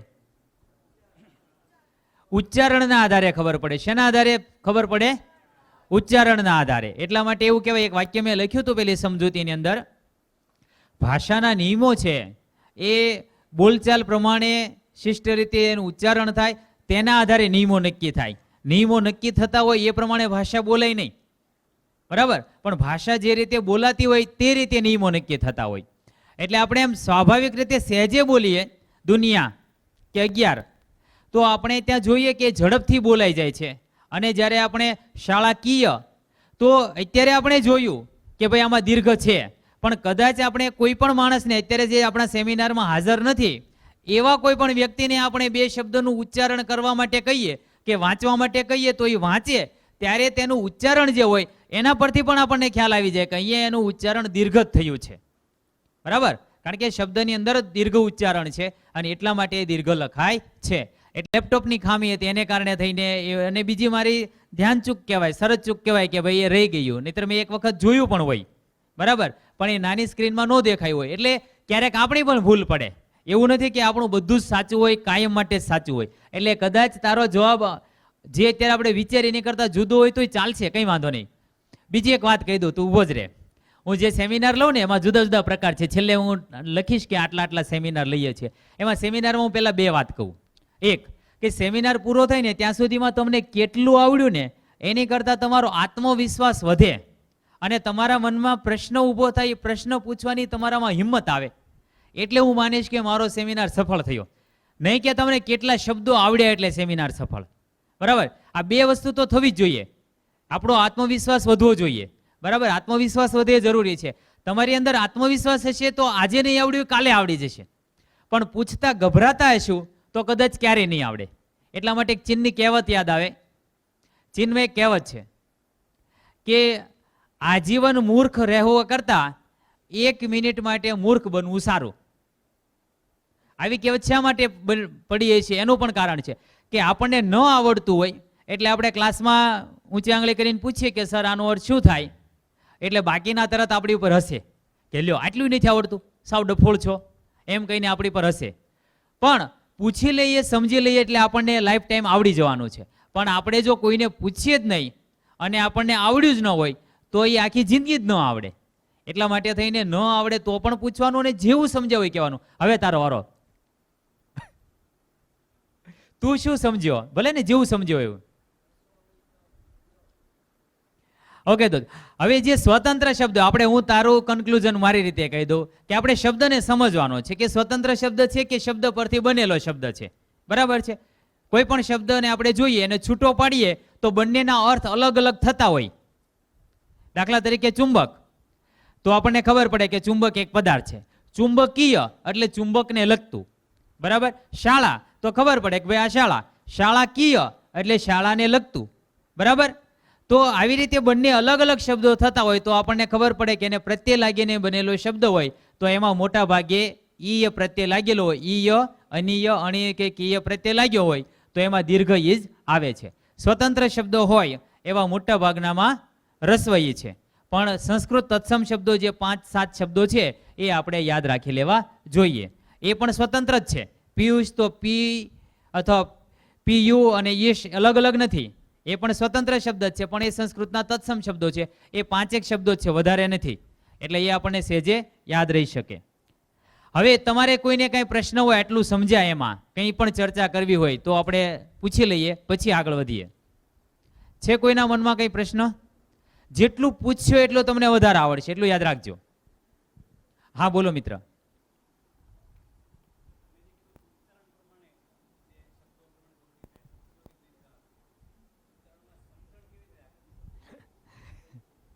આ ખૂબ સરસ. તમારો પ્રશ્ન પહેલા તો ખૂબ મહત્વનો છે દોસ્તો. આપણે એમને તાલીઓથી અભિનંદન આપીએ, કારણ કે એમને આપણે અભિનંદન આપશો તો તમને ઈચ્છા થશે કે અમે પણ ક્યારેક પૂછીએ. આજે નહીં તો પછીની સભામાં પણ પૂછતા થશો. હવે બે વસ્તુ છે. આપણે સાચું ઉચ્ચારણ શીખવું હોય તો જેને સાચું ઉચ્ચારણ આવડતું હોય તેની પાસે આપણે જવું પડે અથવા તો તે સાંભળવું પડે. બીજી આમ થોડીક આડ વાત છે, મતલબ પછી હું મૂળ પ્રશ્ન પર આવીશ. વિનોબા ભાવે એમણે વિશ્વના તમામ ધર્મોના ગ્રંથોનો અભ્યાસ કર્યો, એમાં એણે કુરાન સાર પણ લખ્યું છે. તો કુરાનનો અભ્યાસ કર્યો ત્યારે તે એની જે ઉલમા હોય એનું જે ઉચ્ચારણ કરતા, તો એ પહેલાં તો એને કુરાન પહેલાં જિંદગીમાં જોયું નહોતું. એક વખત એક બાળકે કહ્યું કે તમે ભગવદ્ ગીતાના શ્લોક સમજાવો છો, અને ત્યારે એ જે આઝાદીની ચળવળ ચાલતી હતી ત્યારે કોઈ હિન્દુ મુસ્લિમ એવા કોઈ ભેદભાવ નહોતા, બધા જ બાળકો બધા જ સાથે રહેતા.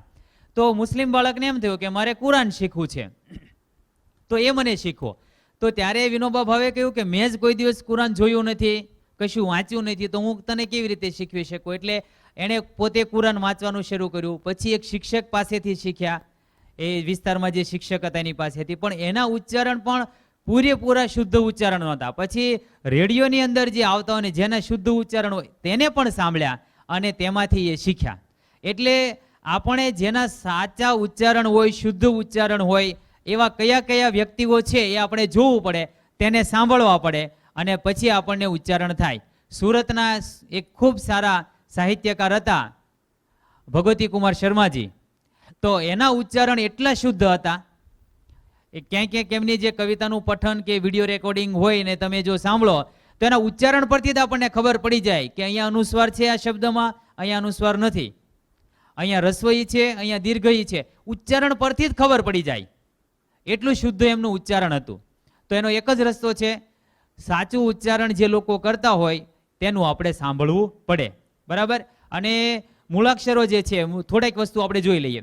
ચ, છ, તો કંઠ, ઓષ્ઠ, મૂર્ધન્ય, તાલવ્ય, દંત્ય, એ જે છે પ્રકાર, આખું કક્કાનું જે વિભાજન છે એ થોડું આપણે સમજી લઈએ કે કયા કયા વર્ણનું ઉચ્ચારણ કરીએ ત્યારે જીભ દાંતે અડવી જોઈએ.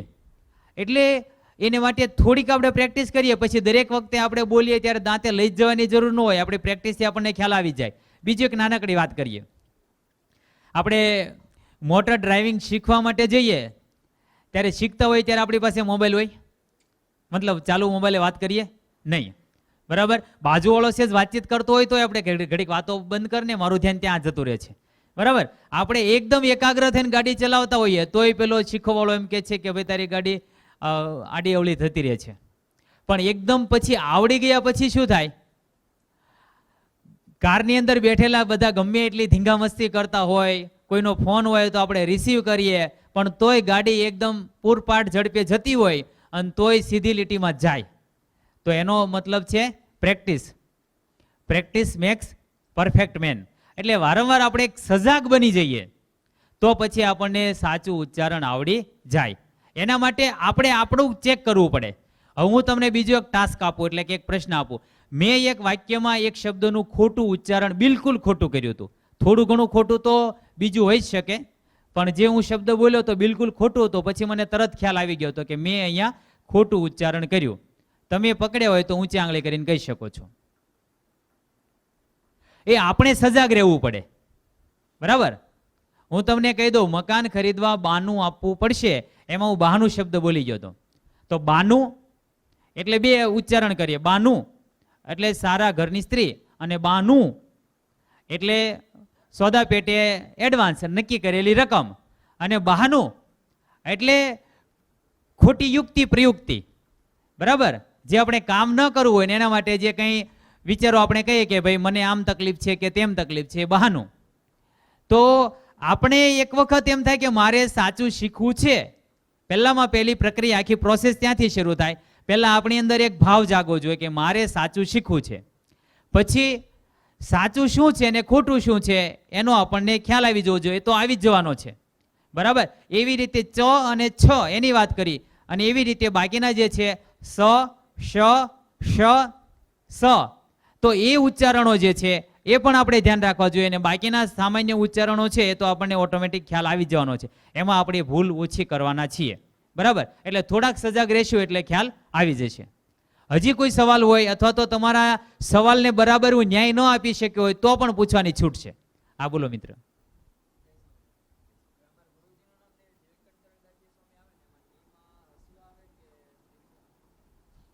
દીર્ઘ આવે.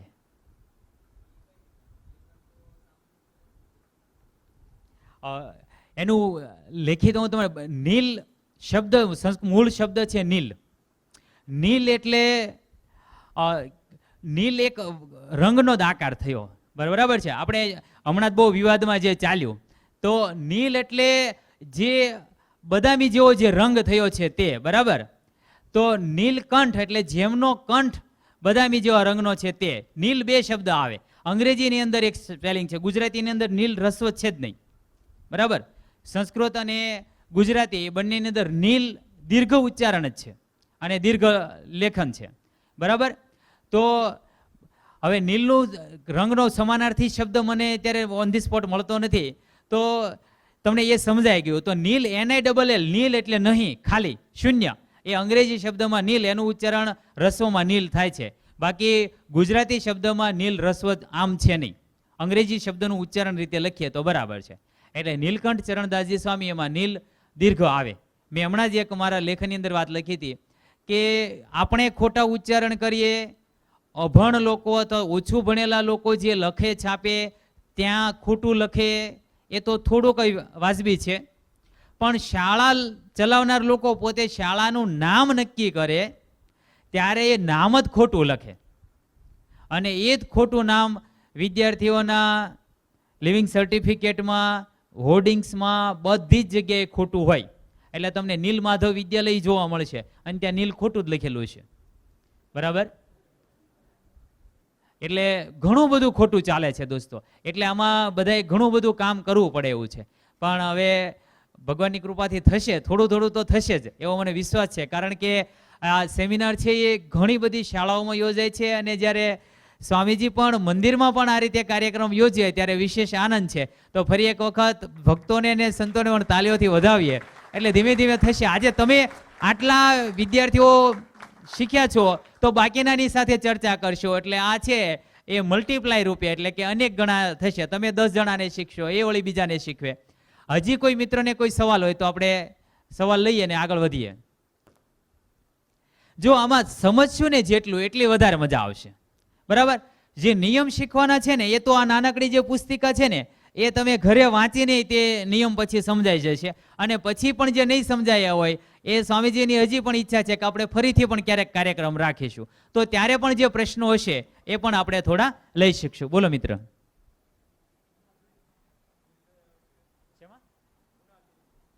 ગુણાતીત એમાં દોસ્ત દીર્ઘ આવે કઈ રીતે એ પણ આગળના મુદ્દામાં લઈ લે. ચલો ને કહી દે. અમુક શબ્દો જે હોય એ એક નિયમ શીખવવાનો છે, એ નિયમ શીખવું ત્યારે મને યાદ કરાવજે, નહીતર પછી પૂછી જ લેજે સામેથી. બરાબર? એ કદાચ નિયમ આવે છે કે કેમ જોઈ લઈએ. થોડા આગળ વધીએ.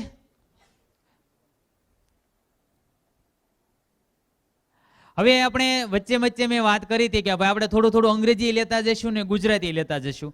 આપણે એક શબ્દ લખ્યો છે, ઉચ્ચારણ જરા કરો તો. નો. નો એટલે ના. હવે બીજો શબ્દ લઈએ. શું બોલો તો? ફરીથી થોડું મોટેથી બોલો તો. હવે અહીંયા નો હતું, એન ઓ હતું. અહીંયા પણ એન ઓ છે અને ડબલ્યુ નો ઉચ્ચાર વ જેવો થાય તો ખરેખર શું થવું જોઈએ? નો થવું જોઈએ. પણ આપણે ક્યારેય નો બોલતા નથી. શું બોલીએ છીએ? નાવ એટલે નાવ એટલે હમણાં. હજી આગળ વધીએ. આનો ઉચ્ચારણ શું થવું જોઈએ? બેમાંથી એક થવું જોઈએ. કાંક નો થવું જોઈએ અને કાંક નાવ થવું જોઈએ. આગળ કે આવ્યો. બરાબર? પણ આપણે એની બદલેનું ઉચ્ચારણ શું કરીએ છીએ? નો કરીએ છીએ. શું કરીએ છીએ? નહીં કનાવ, નહીં કનો, પણ ઓનલી નો. નો એટલે જાણવું. બરાબર? આ માત્ર મેં એટલા માટે લીધું છે, અહીંયા નો માં કે સાયલેન્ટ વર્ડ છે ને ડબલ્યુ પણ સાયલેન્ટ વર્ડ છે. અંગ્રેજીની અંદર આવું છે. લખાય શું અને તેનું ઉચ્ચારણ શું થાય એટલે કે જુદું જુદું થાય. પણ ગુજરાતી ભાષાની એ વિશેષતા છે, જેવું લખાય એવું જ બોલાય. પછી આપણે પ્રાદેશિકતાને લીધે જુદું બોલીએ. હાવણી લઈ તો બરાબર, પણ હાવણી લખવા જઈએ તો હાવણી ક્યાંય લખાય નહીં, હ ક્યાંય આવે નહીં. પછી એ આપણી પ્રાદેશિકતા થઈ. બરાબર? એવી રીતે ઉત્તર ગુજરાતમાં આપણે જઈએ અને કોઈ જ કે ગોમાં ગયો તો ગોઠિયા ખાધા, પાણી પીધું, હેંડ્યો આવ્યો, તો એની પ્રાદેશિકતા થઈ. બરાબર? તો એ પ્રાદેશિકતાની વાત નથી. એમાં બે શબ્દો આવે, બોલી અને ભાષા. તો વિસ્તાર પ્રમાણે જે બોલાય એને બોલી કહેવાય અને જે શિષ્ટ રીતે લખાય એને ભાષા કહેવાય. તો આપણે ગુજરાતી ભાષામાં શુદ્ધ ઉચ્ચારણ રીતે લખીએ. અહીંયા મેં આ એટલા માટે લીધું છે કે અંગ્રેજીની અંદર આવી ઘણી બધી વિશેષતાઓ છે. આ તો માત્ર એકદમ હાઇલાઇટ બતાવી છે. છતાં પણ આપણે અંગ્રેજી શીખીએ છીએ અને શીખવું જ જોઈએ. ભલે એની અંદર આવી બધી વિશેષતાઓ હોય, આપણને થોડુંક અઘરું પડે તો પણ શીખવું જ જોઈએ. માત્ર એક ભાષાથી સંતોષ માની લેવાય નહીં. માતૃભાષાના વખાણ કરાય એને વાંધો નહીં, પણ એનો મતલબ અંગ્રેજીનો ક્યારેય વિરોધ ન કરાય. માતૃભાષા સારી શીખાય એનો મતલબ અંગ્રેજી નહીં શીખવી એવું નહીં. જેટલી વધારે ભાષાઓ આપણને આવડે એટલો વધારે ફાયદો આપણને જ થવાનો છે.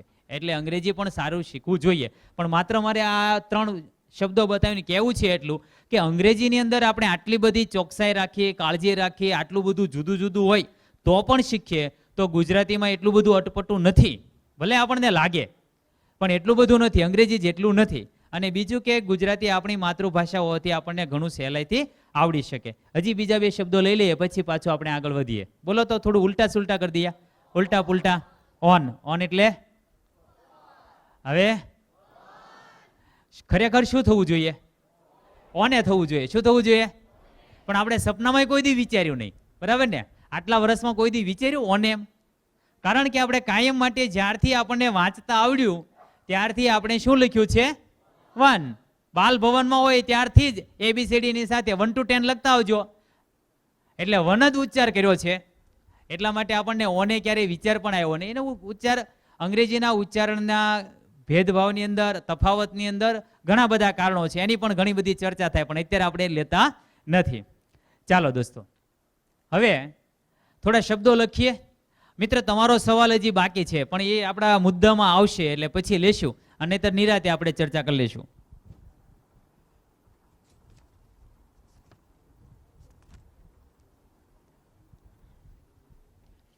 આ નિયમની અંદર પણ સમજીને વિચારીને શબ્દો લખજો.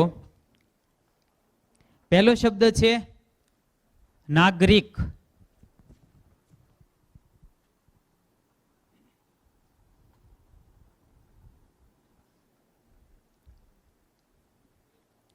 નજીક.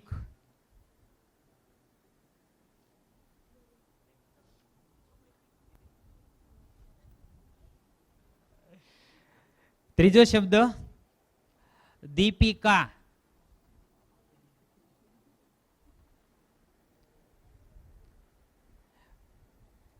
ચોથો શબ્દ બીક. બીક, ડર, ડર લાગે અને આપણે શું કહીએ? બીક. બીક.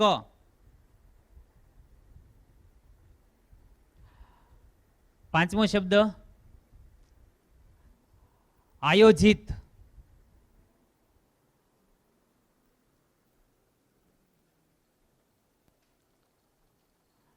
છઠ્ઠો શબ્દ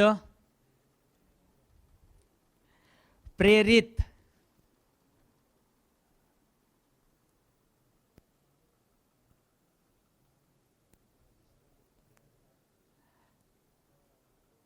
સાતમો શબ્દ સંવાદિતા.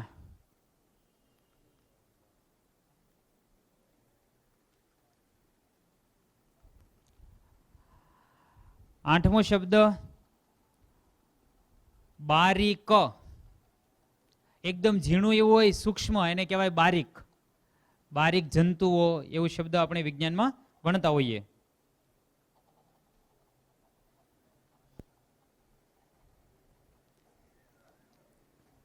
હવે તપાસીએ.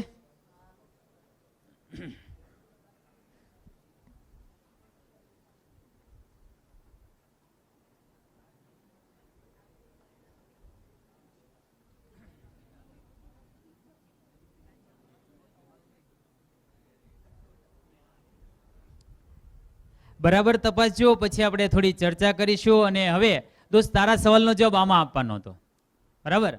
એટલા માટે થઈને આપણે થોડી વાર ડીલે કર્યું હતું. ચાલો ચેક કરી લઈએ. કેટલા શબ્દો લખ્યા દોસ્તો આપણે? 8 લખ્યા. 8 એ 8 સાચા હોય એવા મિત્રો? પાર્ષદજીના 8 એ 8 શબ્દો છે. આપણે જોરદાર તાલીઓથી અભિનંદન આપીએ અને ભગવાનને પ્રાર્થના કરીએ કે એમની જેમ અમને પણ બધા શબ્દો સાચા પડે એવી વિદ્યા પ્રદાન કરે. 7 શબ્દો. અરે વાહ, 7માં ઘણા બધા મિત્રો છે, એ મિત્રોને પણ આપણે તાલીઓથી અભિનંદન આપીએ. 6, 5, 4, 3, 2, 1. એકેય નહીં. એકેય નહીં માં કોઈ નથી ને? આમાં ક્યાંય પ્રશ્ન હોય એવું પેલા બોલ દોસ્ત. ગુડ. આયોજિત, એમાં દોસ્ત અમારી જેવા બધા જે શાળા સંચાલકો, આચાર્ય મિત્રો, એ બધા જ્યાં જ્યાં શાળાનું કાર્યક્રમનું આયોજન કરવાનું હોય એટલે સીધું આયોજિત જ કરી દે. એટલે તમારા વાંચવામાં જ કાયમ માટે દીર્ઘદ આવ્યું છે, અને એટલા માટે થઈને આ સાચું છે ખોટું લાગે છે. આ તો પેલા ડાયલોગ જેવું છે, જો દિખતા હે વો નહીં, જો નહીં દિખતા હે વો. એની જેમ છે, સાચું લાગે છે એ ખોટું છે, ને ખોટું લાગે છે એ સાચું છે. જોઈએ, આગળ વધીએ દોસ્ત. શબ્દો જોતા જશું, બોલતા જશું. નગર, પથ, ક્રમ, ધન. તો અગાઉ કહ્યું એ પ્રમાણે આ બધા શબ્દો પણ ઈક પ્રત્યે લાગીને બનેલા છે. અગાઉ આપણે કયો પ્રત્યય જોયો હતો? ઈય, અનીય, અણીય. એમાં પ્રત્યયમાં ઈયનો ઉચ્ચાર દીર્ઘ થતું હતું, એટલે દીર્ઘઈ હતા. અહીંયા ધનિક, પથિક, રસિક, ગણિત, તો રસ્વ ઉચ્ચારણ થાય છે, માટે રસ્વઈ છે. હજી બાકીના શબ્દો જોઈએ. એ શબ્દો જોતા પહેલા ઘણી બધી વખત વિજ્ઞાનના શિક્ષક મિત્રો એમ કહેતા હોય કે ભાઈ સર, હવે અમારે આ રસ્વ દીર્ઘને શું લેવા દેવા? એટલા માટે વિજ્ઞાનના થોડા શબ્દો લીધા છે. વિજ્ઞાન પરથી વૈજ્ઞાનિક, રસાયણ પરથી જીવ પરથી, કાર્બન પરથી.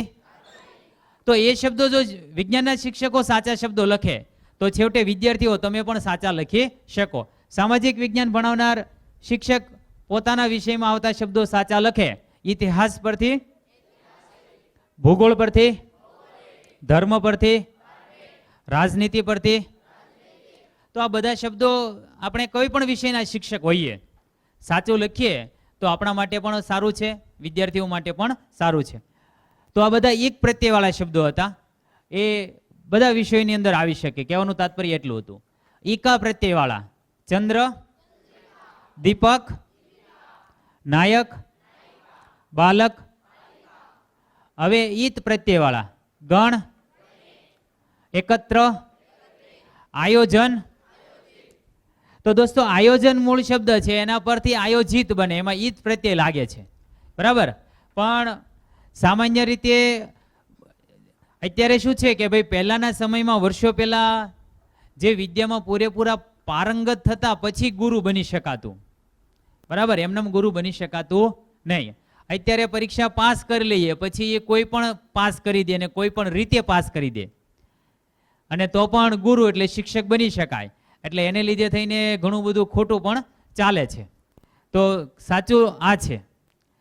હજી આગળ વધીએ. ઈતા પ્રત્યય હોય સંવાદ, અર્ચન, અર્પણ, ઈશ. ઓકે દોસ્તો, તો આવા 1000 જેટલા શબ્દો છે. 7 જોડણી કોષમાં અમે પછી તારવવા બેઠા કે ચાલો ભાઈ ઈય શબ્દમાં ય પહેલા આવેલી ઈ વાળા 2000 શબ્દો છે. તો ઈક, ઈકા, ઈત, ઈતા પ્રત્યે લાગીને બનેલા શબ્દો હોય એવા કેટલા શબ્દો છે?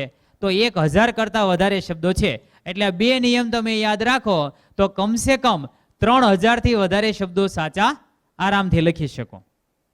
પણ હજી આપણે આગળ એ જોવાનું છે કે અહીંયા અપવાદમાં લખ્યું છે બીક, નજીક, બારીક.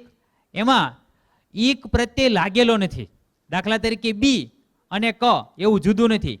બારીક તો બાર અને ઈક એવું જુદું નથી. એટલે આ બધામાં શબ્દને સમજવો પણ પડશે, બરાબર.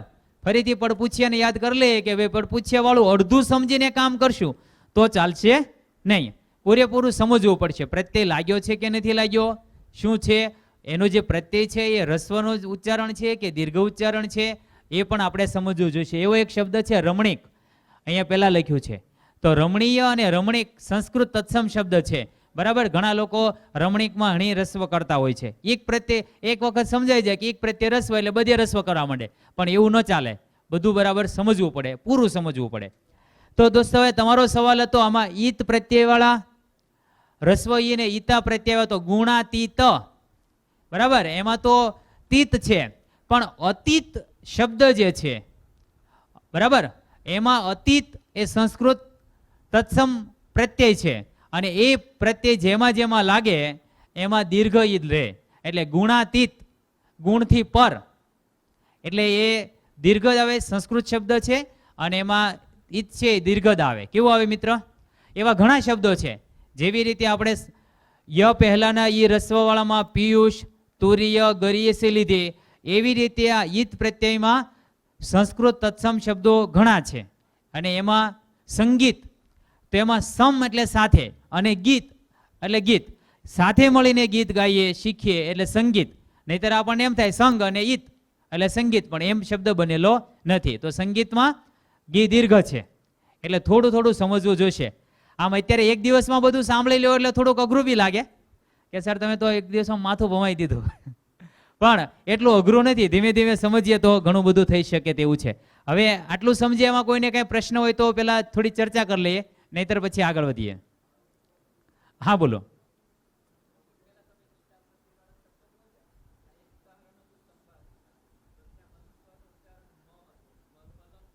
હા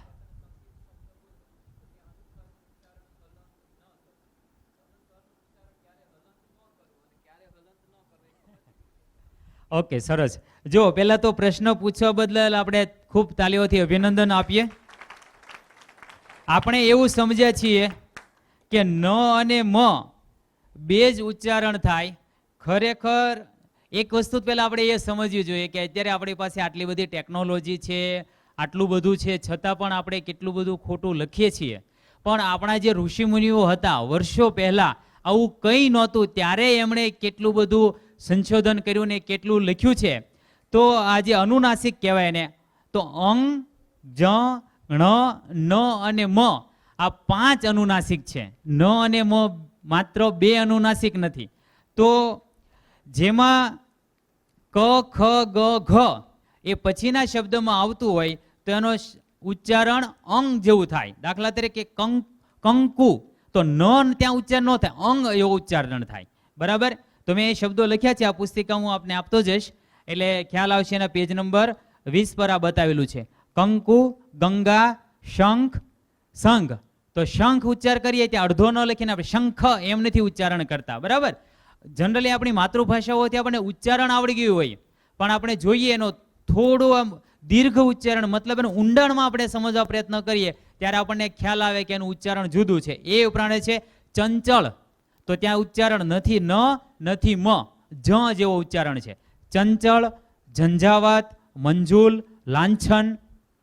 ત્યાર પછી હણ ઉચ્ચાર થતો હોય એવા કંટક, ખંડ, કંઠ અને પંડિત, એમાં હણ ઉચ્ચાર થયું. પછી ન ઉચ્ચાર થતો હોય એવો અંત, એમાં સ્પષ્ટ ન જ ઉચ્ચારણ થાય છે.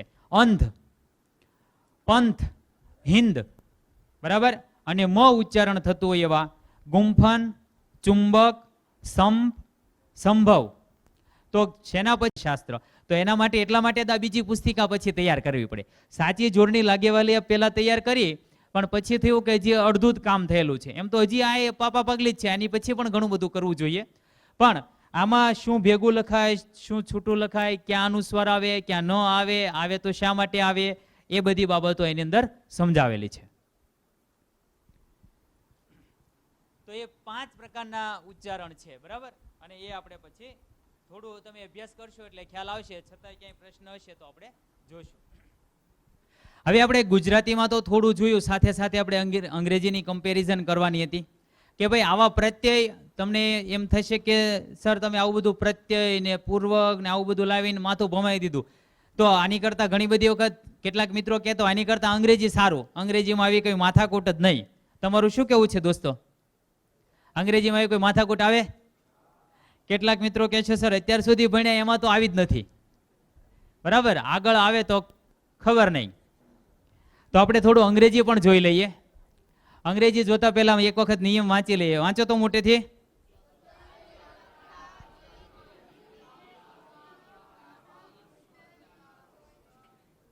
ઓકે દોસ્તો, હવે ગુજરાતીમાં પ્રત્યય લાગવાથી શબ્દો બને, તો અંગ્રેજીમાં એવું કંઈ બને છે ખરું? થોડું ઝડપથી આપણે જઈશું. તો અંગ્રેજીમાં હું પહેલો શબ્દ વાંચીશ, તમારે પછીનો વાંચવાનો છે. કમ્ફર્ટ, ઈટ, ફેશન, પે, સિઝન. તો આમાં પણ પ્રત્યય લાગ્યો. કયો પ્રત્યય લાગ્યો છે? એબલ. તો આપણને એમ થાય કે સર આવો એક જ પ્રત્યય છે, તો આપણે અલગ અલગ પ્રત્યય લઈએ. Free, harm, auto, child, dry, clock. તો આવા 122 જેટલા પ્રત્યયો છે અંગ્રેજીમાં. અને પ્રત્યયનો અભ્યાસ કરી લઈએ ને તો આપણને સ્પેલિંગ પાકા કરવા ખૂબ ઈઝી થઈ જાય, ખૂબ સહેલું થઈ જાય. મોટા મોટા સ્પેલિંગ હોય એ આપણે 5-5 વખત 10-10 વખત લખીને પાકા કરતા હોઈએ, તેની બદલે ક્યાં પ્રત્યય લાગ્યો છે, ક્યાં પૂર્વક લાગ્યો છે, એ થોડુંક વિચારી લઈએ. દરેક વખતે પછી એમાં વધારે આપણે વિચારવાની પણ જરૂર ન હોય. એક વખત એક ટેવ પડી ગઈ હોય સમજી લેવાની, તો એ સમજી લઈએ એટલે ઘણું બધું આપણને સહેલું થઈ જાય. સ્પેલિંગ કેવી રીતે યાદ રાખશું? એક નાનીકડી પીપીટીમાં વચ્ચે લે, તો આમાં નથી લીધેલી. દાખલા તરીકે એન્ટી ક્લોકવાઇઝ, તો આટલો મોટો સ્પેલિંગ હોય પણ એને વિચારીએ કે એન્ટી પૂર્વક લાગેલો છે, ક્લોક ઘડિયાળ મૂળ શબ્દ છે, ક્લોકવાઇઝ એટલે ઘડિયાળના કાંટા પ્રમાણે, તો તરત જ ત્રણેય શબ્દો છૂટા પડી જાય અને સ્પેલિંગ એકદમ સહેલાઈથી યાદ રહી જાય.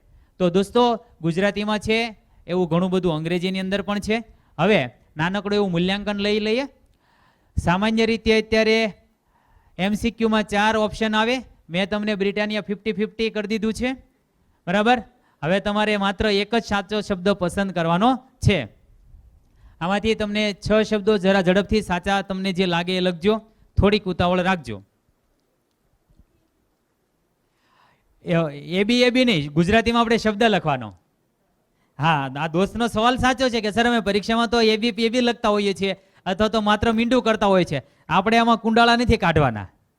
બરાબર, મીંડું કરવું એને કાઠિયાવાડી દેશી ભાષામાં કુંડાળા કાઢ્યા કહેવાય. પણ આપણે શબ્દ લખવાનો છે, જે સાચો શબ્દ લાગે એ શબ્દ લખવાનો છે. તેમાં પણ ઘણા બધા પ્રશ્નો આવશે કે સર અમે તો આવું કોઈ દિવસ જોયું જ નથી, અમને તો આ સાચું લાગે છે.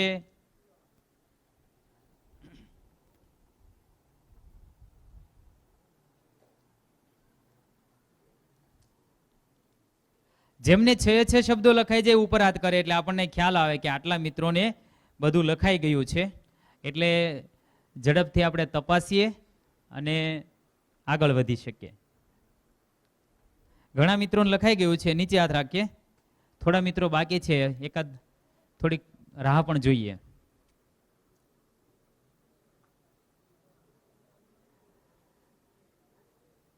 હવે તપાસી લઈએ. સારું, ચાલો દોસ્તો.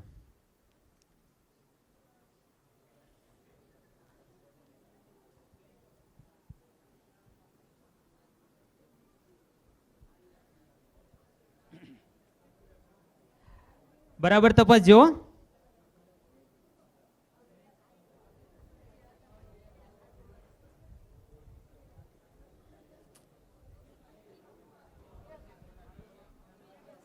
ચાલો, 6 શબ્દો આ પ્રમાણે લખ્યા હોય એવા કેટલા મિત્રો છે?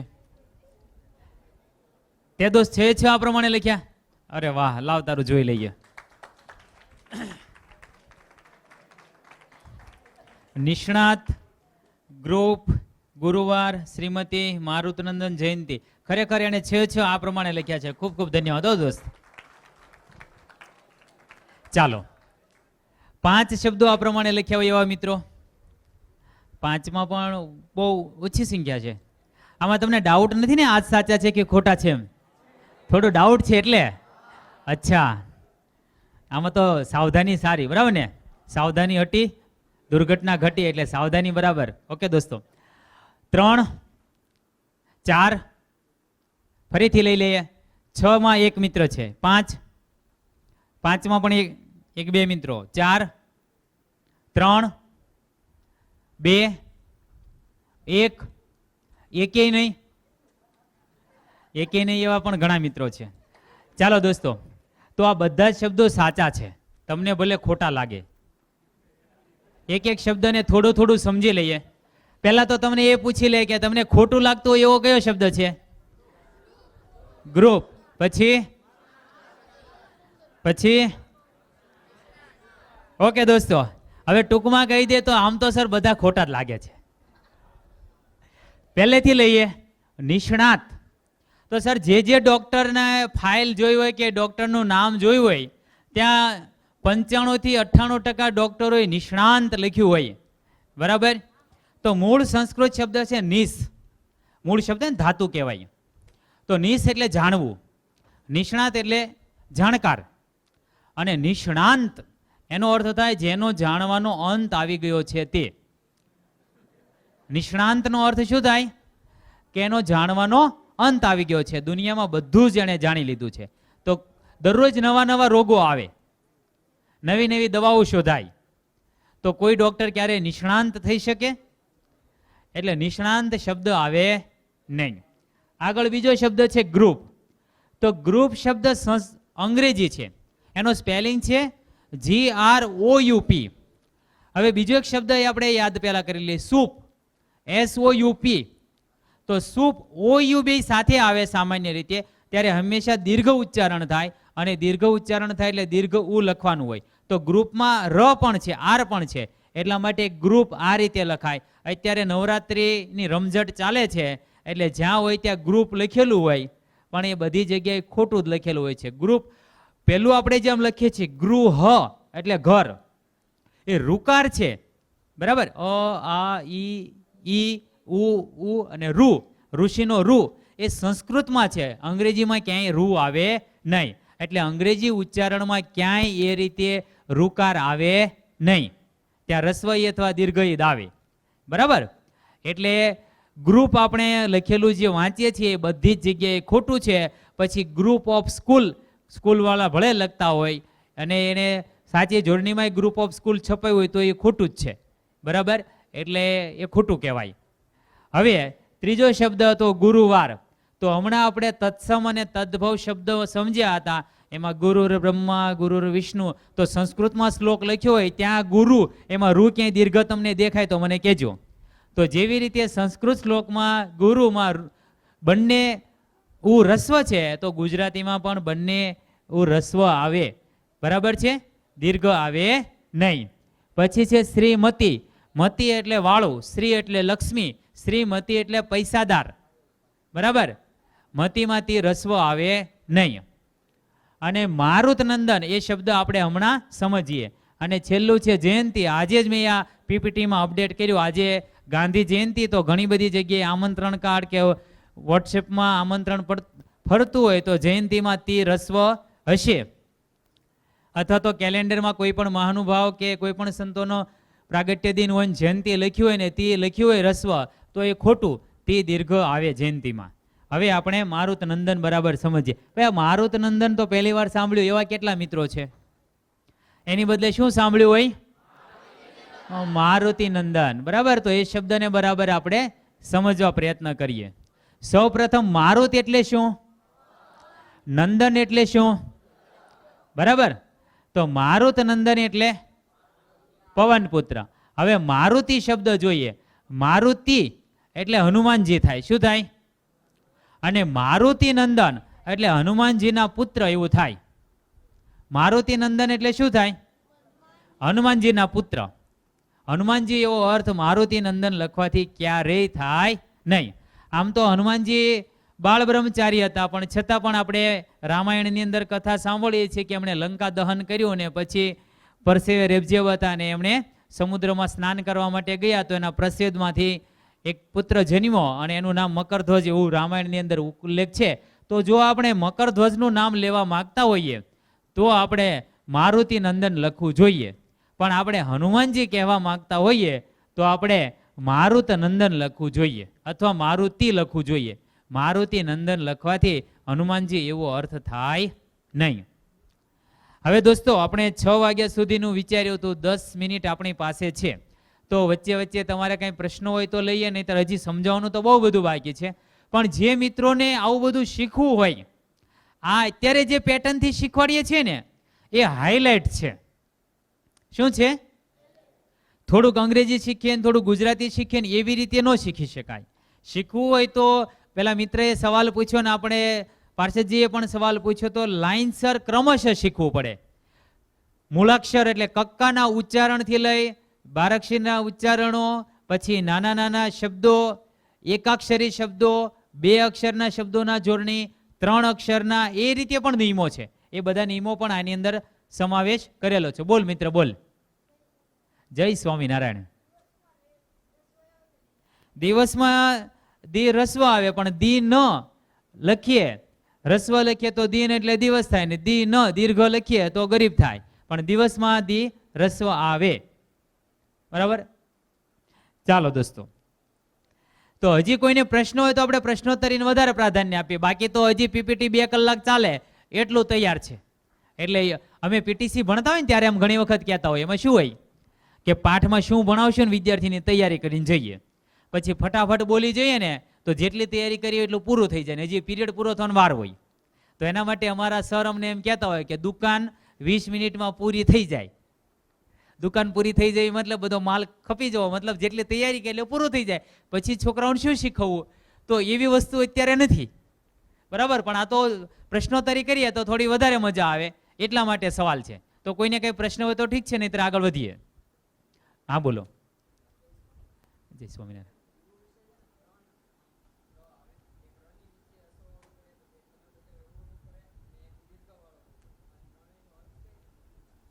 ઓકે, હવે રૂ 2 રીતે લખાય.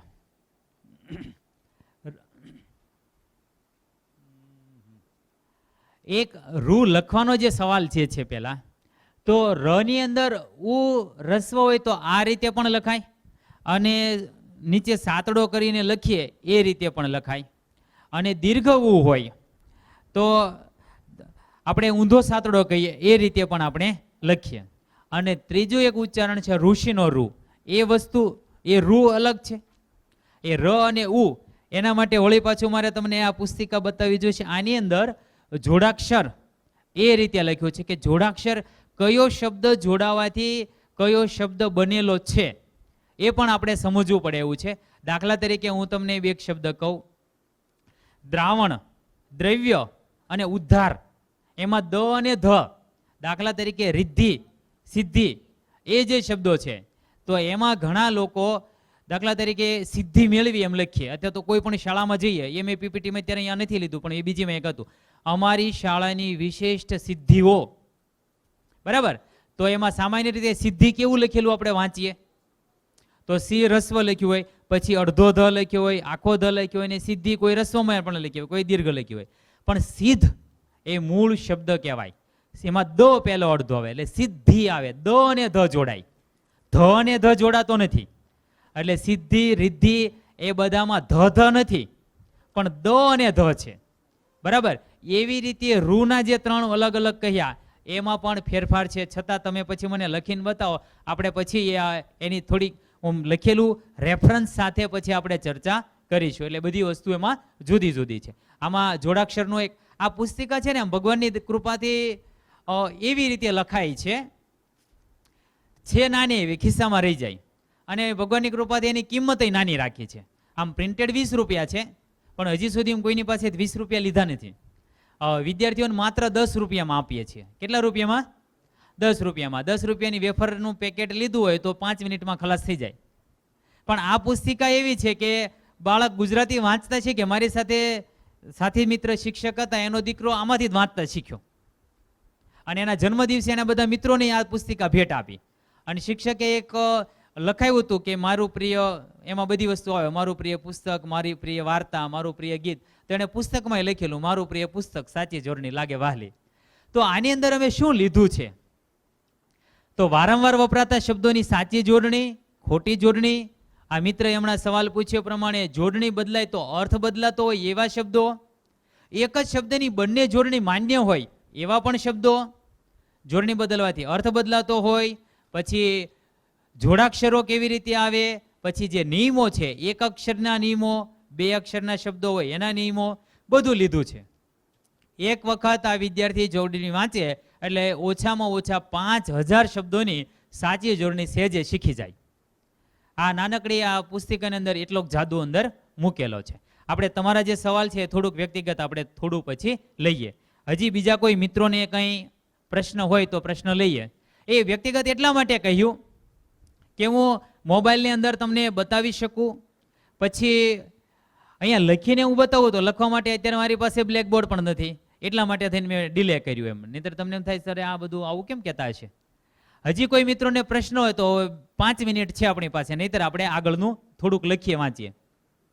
નહીં, હવે હું તમને શબ્દો લખાવતો નથી, કારણ કે લખાવીએ અને તપાસીએ તો ઘણો સમય જાય એમ છે. બોલ દોસ્ત બોલ.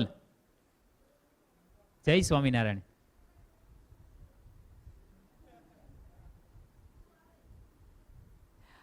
એ હું લખીને બતાવી દઈશ. બરાબર, ઓકે. આ વિદ્યાર્થીઓ બહુ હોશિયાર હોય. બરાબર, ઓકે દોસ્તો. તો હવે હું ફટાફટ ખાલી તમને ઝડપથી મૌખિક રીતે થોડુંક સમજાવી દઉં. શબ્દો લખીશ તો અત્યારે લખાય એટલો આપણી પાસે સમય નથી. તો અહીંયા બધા જે શબ્દો છે અમે એક વખત ભણેલા, અતિ, અધિ, પરી, પ્રતિ, વિ, ની, નિશ, આવા બધા પૂર્વગો છે. હમણાં આપણે પ્રત્યય જોયા હતા. શબ્દની પાછળ લાગે અને પ્રત્યય કહેવાય, અથવા પર પ્રત્યય પણ કહેવાય, અને પૂર્વ પ્રત્યય પણ કહેવાય. તો એ બધાની અંદર ઈ આવેલો હોય એ રસ્વ ઈ હોય. તો આમાં અતિ પરથી શરૂ થતા શબ્દો, પછી અધિ, અભિ, ની, એવા ઘણા બધા શબ્દો છે. બરાબર, આ એક નિયમ આપણે યાદ રાખી લીધેલો હોય, અતિ, અધિ, અભિ, ની, પરી, પ્રતિ, વિ, બહી વગેરે પૂર્વક લાગવાથી બનેલા શબ્દોમાં ઈ રસ્વ હોય. પછી રસ્વ ઉવાળા પણ છે. બરાબર, તો અંદાજે 500 શબ્દો આપણા સહેજે સાચા લગતા થઈ જવાય. એની અંદર પણ પાછું થોડુંક યાદ રાખવું પડે. દાખલા તરીકે પરી શબ્દ આવ્યો હોય એમાં બધી જગ્યાએ રસ્વ હોય. પરિકલ્પના, પરિગ્રહ, પરિચારિકા. પણ પરીક્ષામાં શું આવે? દીર્ઘ. કેમ ભાઈ? તો પરી તો તમે રસ્વ શીખવાડ્યું હતું ને. તો પરી વત્તા ઈક્ષા એ સંધિથી બનેલો શબ્દ છે. એટલે એ બે વસ્તુમાં જ્યાં જ્યાં થોડો ફરક હોય એટલા માટે મેં તમને હમણાં જ એક વાત કરી કે બધા નિયમોને એક પછી એક નિયમ એક અઠવાડિયે શીખીએ, બીજો નિયમ બીજા અઠવાડિયે શીખીએ, એમ ધીમે ધીમે શીખવું જોઈએ. આ તો હાઇલાઇટ તમને આપી દીધી કે આવું ઘણું બધું છે એમ. ઓકે દોસ્તો, તો આ આપણે જોયું. નિયમ એક વખત વાંચી લો તો જરા ઝડપથી.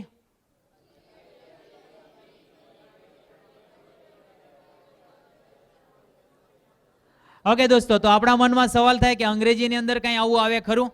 આપણું આ માત્ર એવું છે કે આ જોઈને આપણે અંગ્રેજી ગુજરાતી બેયમાં રસ કેળવતા થઈએ ને બંને સાથે શીખતા જઈએ. પહેલો શબ્દ વાંચો તો. બીજો એક્સ્ટ્રા કરિક્યુલરમ. ત્રીજો, ચોથો, પછી માઇક્રોબાયોલોજી.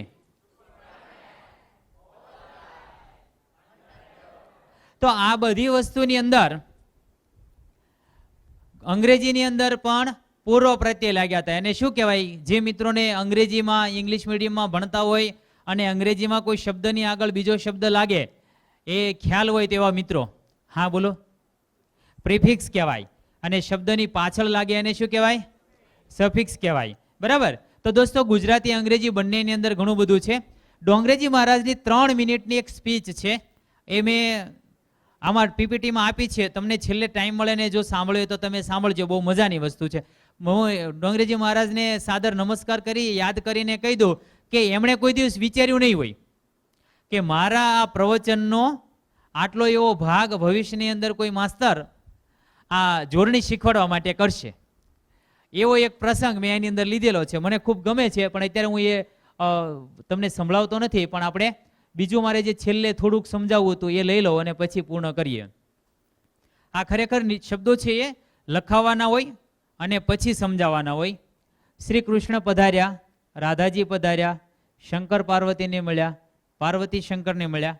આ લખવાના હોય. અત્યારે પણ હું જ ડાયરેક્ટ સાચા જવાબ પર જતો રહું છું. એ મેં લખતા હતા એ ખોટા જવાબ હતા. પેલું આપણે કહીએ ને કે વચ્ચેથી સર શું કાઢે, હમણાંથી ખોટા જવાબ નહોતા લાવ્યા ને, તો આમાં ખોટા જવાબ હતા. અડધા સાચા ને અડધા ખોટા હતા. અત્યાર સુધી કેવું હતું? સાચા તો બધા સાચા, ખોટા તો બધા ખોટા. આમાં બ્રિટાનિયા 50-50 એવું જોયું, અડધું સાચું અડધું ખોટું હતું. પણ હવે ડાયરેક્ટ આપણે સાચા જવાબની ચર્ચા કરી લઈએ. શ્રી કૃષ્ણ પધાર્યા, રાધાજી પધાર્યા, બેમાં શું ફરક છે દોસ્તો? મીંડાનો ફરક છે. મીંડાને સંસ્કૃત ગુજરાતીમાં શુદ્ધ ભાષામાં કહેવું તો શું કહેવાય? અનુસ્વારનો ફરક છે. હવે તમને સવાલ એ છે કે અહીંયા અનુસ્વાર નથી, અહીંયા છે, એવું શા માટે? વેરી ગુડ, ખૂબ સરસ. અહીંયા શ્રી કૃષ્ણ વાક્યનો કર્તા પુલ્લિંગ હોય તો ક્યારેય અનુસ્વાર આવે નહીં. અહીંયા શ્રી કૃષ્ણ પુલ્લિંગ છે એટલે અનુસ્વાર ન આવ્યો. રાધાજી સ્ત્રીલિંગ છે તો માનાર્થે અનુસ્વાર આવેલ છે. શંકર પાર્વતીને મળ્યા, અહીંયા વાક્યનો કર્તા શંકર છે એટલા માટે અનુસ્વાર ન આવ્યું. પાર્વતી શંકરને મળ્યા, ઘટના સરખી જ છે, પણ પાર્વતીજી અહીંયા વાક્યનો કર્તામાં છે તો સ્ત્રીલિંગ વાક્યમાં કરતા હોય તો માનાર્થે એકવચનમાં અનુસ્વાર આવે. પણ હજી આપણે થોડુંક આગળ સમજી લઈએ. બધા વાક્યો પહેલા ડિસ્પ્લે કરી દઉં. દિનેશ પહેલા નંબરે પાસ થયો, રાહુલ શાળામાં દિનેશની પહેલા આવ્યો. અહીંયા તો બધું પુલ્લિંગ જ છે બંને વાક્યોમાં, તો પણ એકમાં અનુસ્વાર આવ્યું એકમાં ન આવ્યું. કારણ અહીંયા પહેલા એટલે ક્રમસૂચક સંખ્યા છે. પહેલો, બીજો, ત્રીજો, ચોથો, પાંચમો, છઠ્ઠો, સાતમો. તો ક્રમસૂચક સંખ્યામાં અનુસ્વાર આવે નહીં. અને અહીંયા પહેલા એટલે ઘટના છે, સ્થિતિ છે, સમય દર્શાવે છે. તો ઘણા વર્ષો પહેલાની આ વાત છે. તો વર્ષો પહેલા એક રાજા થઈ ગયો, તો પહેલા એ જે સમય દર્શાવે ત્યારે હંમેશા અનુસ્વાર આવે. प्रिय दर्शक मित्रों, अगर आपको यह वीडियो पसंद आया हो तो जल्द से जल्द लाइक कीजिए और शेयर कीजिए और लेटेस्ट वीडियो पाने के लिए हमारी चैनल को सब्सक्राइब कीजिए और हाँ, बेल आइकॉन पर क्लिक करना मत भूलिएगा.